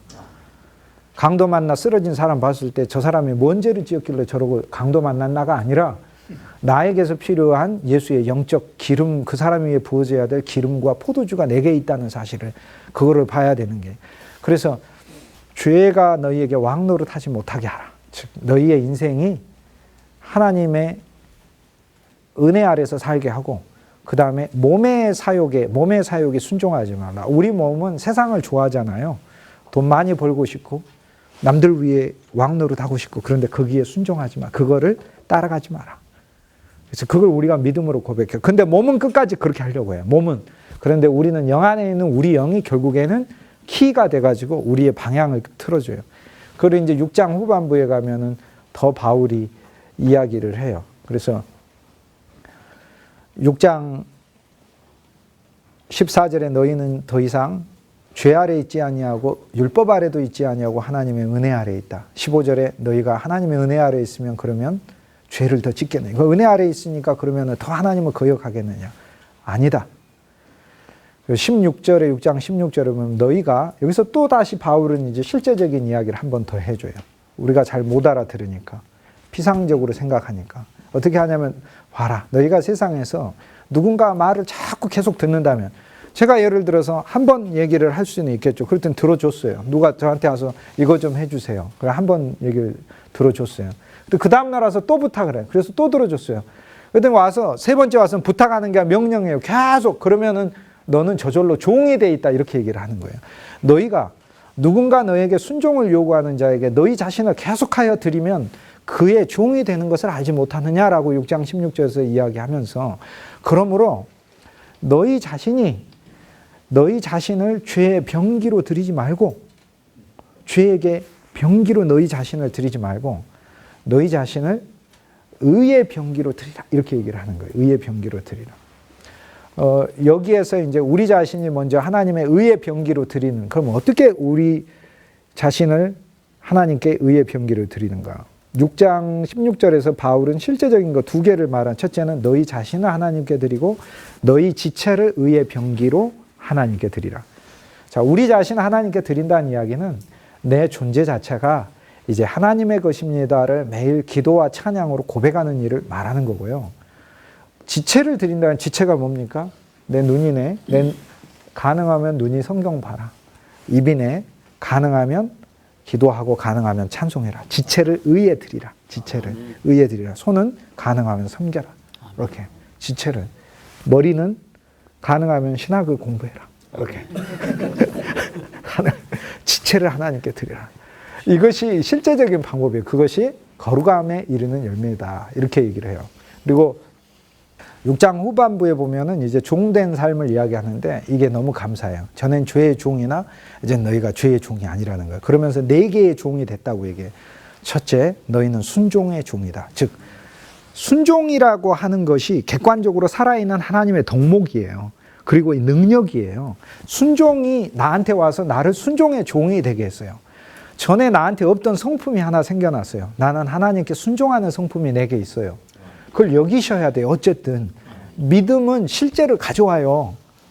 믿음은 겨자씨 같아도 산으로 옮기고 새로운 것을, 겨자씨만한 걸 자라게 해요. 큰 나무처럼. 그러니까 하나님의 순종이 내 안에 있어요. 그러니까 나는 순종의 삶이다. 순종하셨으니까 여기까지 온 거고, 순종하셨으니까 지금 공부하시는 거고, 순종하셨으니까 상황이 어떠하든 하나님의 일을 하고 계시는 거잖아요. 순종에 먼저 종이 됐어요. 그 다음에 6장에 보면은 바울이 17절 후반부에 우리가 종이 된 걸 4가지로 이야기해요. 첫째는 순종의 종이고, 두 번째는 너희에게 위탁된, 너희에게 맡겨진 가르침, 교훈의 본의 종이 되었다, 이렇게 얘기해요. 그래서 조금 더 이제 더 실제적으로 하나님에게서 우리가 그러면 어떻게 하나님의 의가 우리 속에 나타나느냐?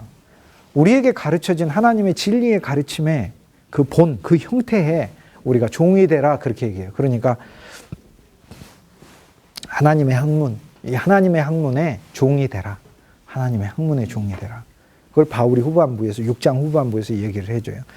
그러니까 결국 선언은 너희가 죄에서 해방됐다 선언을 하죠.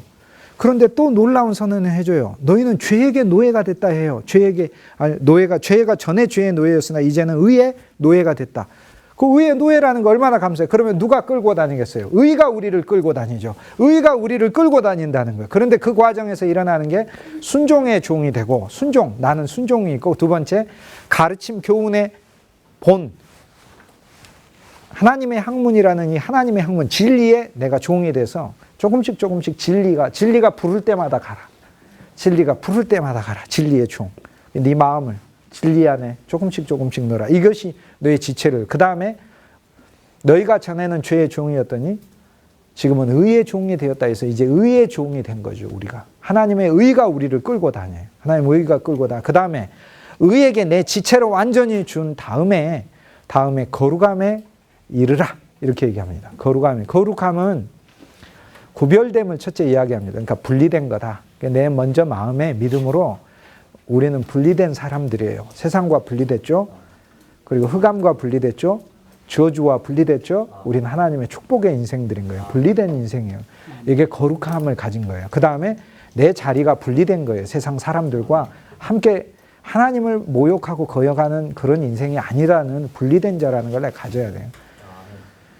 그리고 너희가 전에 죄의 종이었을 때 무슨 열매를 맺었느냐. 바울이 얘기하잖아요. 그때는 너희가 그때 일을 부끄러워하나니. 이것이 증거입니다. 그러니까 우리 마음속에 어떤 마음이 있어야 되냐면 내가 예수 안 믿었으면 어땠을까? 끔찍하다. 근데 가끔 어떤 그리스도인은 거꾸로 생각해요. 내가 예수 안 믿었으면 진짜 잘 살았을 텐데 막 이렇게 얘기하는 그거는 오히려 지금 너희가 전에 죄의 종이었을 때 어찌하였느냐. 그때는 부정과 불법에 너희 자신을 들여 불법에 완전히 이르렀다. 더 쌓아가지고 완전히 그리스도를 거역한 존재가 되지 않았느냐. 지금은 너희가 그 일들을 부끄러워하느니와 라고 얘기를 하잖아요. 19절에 너희가 지금은 그 일들을 부끄러워하거니와 너희가 이제는 너희 자신을 하나님께 종으로 드려. 자, 그래서 종 되는 게 이제 네 번째 또 달라져요. 첫 번째 순종의 종 되라. 두 번째 가르침의 종이 되라. 세 번째 의에게 종이 되라. 네 번째 하나님께 종이 되라. 그래서 너희가 전에 일들을 부끄러워하나니 이렇게 얘기해요. 그래서 이것이 믿는 자의 하나님의 영을 받은 자의 표징이죠. 내가 예수 안 믿었으면 나란 인생은 어땠을까? 생각만 해도 끔찍하다. 이것이 죄에서 죽고 해방된 자의 표징인 거예요. 하나. 이게 나타나는 거예요. 그런데 이제는 하나님께 종이 되라. 이제는 조금 차원이 틀려져요. 전에 의에게 종이 되라는 건 뭐예요? 그리스도의 십자가에서 이루신 내 자기의가 아니고 주님이 나를 의롭게 하셨다는 이 의의 종이 돼야 돼요. 이 의에. 내가 왜 의인이에요? 죄인이죠. 그러나 그리스도의 십자가 때문에 내가 의의를 받아. 이 종이 돼야 돼요. 그 의에 어디서든지 내 자기의를 드러낼 수 있을 때 자기의를 거절하고 내가 얻은 공로들이 있지만 예수의 피와 예수의 십자가를 통해 구속을 통해서 얻어진 그 의의 노예가 되라. 그 의의 노예가 되라. 그리고 이미 노예가 됐어요. 됐음을 알라는 거예요. 성경은 모든 게 선물이라니까요. 그리스도 예수 안에서 우리에게 주시는 선물. 그러니까 의로 하나님은 우리를 의롭게 만드셨을 뿐 아니라 의의 종이 되게 하셔서 이제 내 마음도 그 자기 의에 따라 사는 게 아니라 그리스도의 의가 내 의가 되도록 하나님의 종이 되는 거 의의 종에서 더 나아가는 거죠. 내 자신이 하나님의 모든 일에 하나님의 원하시는 대로 내 삶을 통해서 하나님 그분의 사역이 나타나는 그 삶으로 너희 자신을 이렇게 드리도록 하라. 죄의 결국 죄의 결말은 사망이지만 그렇죠. 죄를 하나님을 거역하다 보면 다 어둠밖에 안 와요. 즉시 사망해요. 그런데 우리가 사망을 맞아도 금방 일어납니다. 6장 맨 마지막에 진짜 놀라운 이야기 하나 해줘요. 죄의 싹슨 사망이에요. 죄라는 아우구스투스가 와가지고 모든 사람은 노예로 잡고 채찍을 막 휘두르면서 나를 위해 봉사해. 그래가지고 그 사망의 한 강시가 돼가지고 살았더니 싹스를 줬어. 이제 전부 다 서 내가 싹스를 줄게. 월급 줄게. 받았더니 사망이었어요.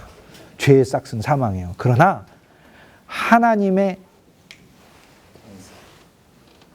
은사를 중간에 빼고 하나님은 우리에게 주시는 것은 영원한 생명이라죠.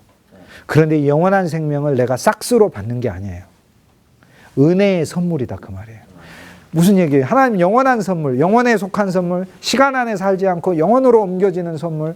시간은 진짜 빨리 갑니다. 나이가 들수록. 왜냐하면 시간은 이제 주름이 생겨서요. 우리가 주름을 뛰어넘어요. 젊었을 때 시간하고 틀려요. 마치 마른 먹고라고 이렇게 갔다고 생각하면 돼요. 젊었을 땐 시간이 길어서 별로 안 가요. 군대 가도 이렇게 시간이 안 가냐 그랬는데 지금은 시간이 여기서 여기 사는 것과 여기서 여기 사는 게 같아요. 등가성이 같아요. 정말 그래요. 그런데 우리를 시간 안에 살게 하시는 게 아니라 이미 영원한 생명 안에 살게 하셨다. 영원한 생명 안에 있다. 근데 영원한 생명을 어떻게 누리느냐?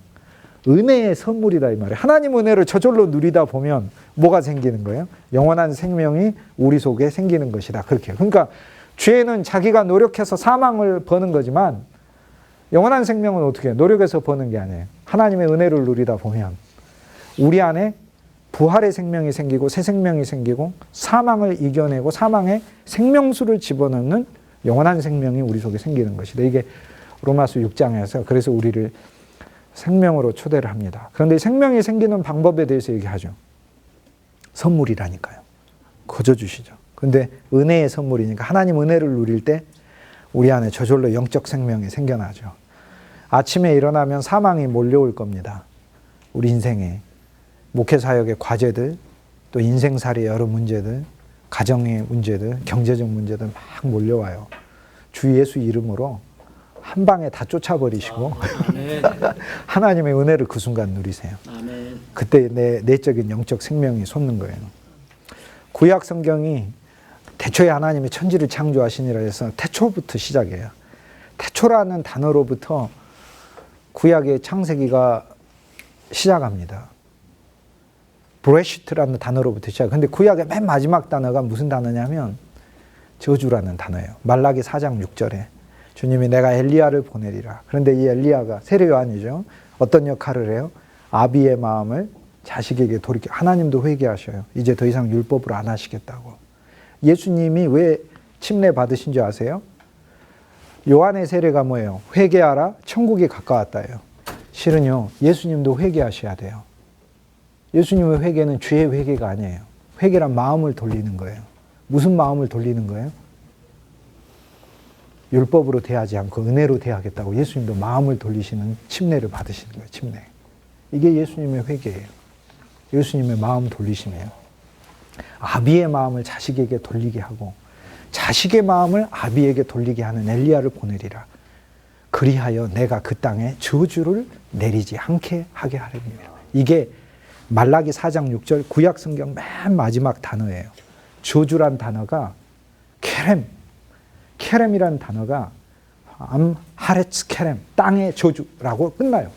구약 성경의 맨 마지막 단어는 저주예요. 근데 신약 성경에 그러면 제일 첫 번째 단어는 후이고 아들인가? 아니에요. 제가 보니까 누가복음 1장에 제사장 사가랴가 서판에다가 글씨를 쓰는데 이게 신약의 첫 쓰인 단어죠. 뭐라고 썼죠? 아들의 이름을 썼죠. 요한이다. 그죠? 요한이라는 이름의 뜻이 뭐예요? 은혜, 은혜. 하나님의 은혜. 벙어리로 이렇게 살다가 하나님의 은혜라는 것을 비로소 마음에 쓰니까 뭐가 돼요? 입이 열리죠. 왜 우리가 찬송을 못하죠? 왜 벙어리로 있죠? 은혜를 마음에 안 쓰니까. 은혜를 마음에 쓰니까.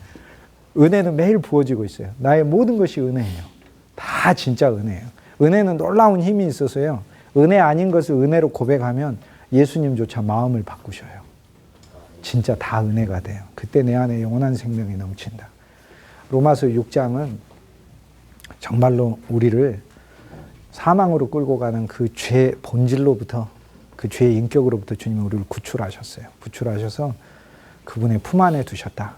그리고 우리를 의의 종이 되게 하셨고 가르침의 종이 되게 했고 순종의 종이 되게 했고 하나님의 종이 되게 해서 내 존재를 늘 이렇게 새롭게 다듬고 계신다. 날마다 주시는 선물이시다. 이거를 종교개혁은 이 자체의 말씀 안에서 그리스도 예수 안에서 우리에게 일어난 사건들을 그것을 새롭게 설교하기 시작한 그런 운동이다. 이렇게 얘기할 수 있어요.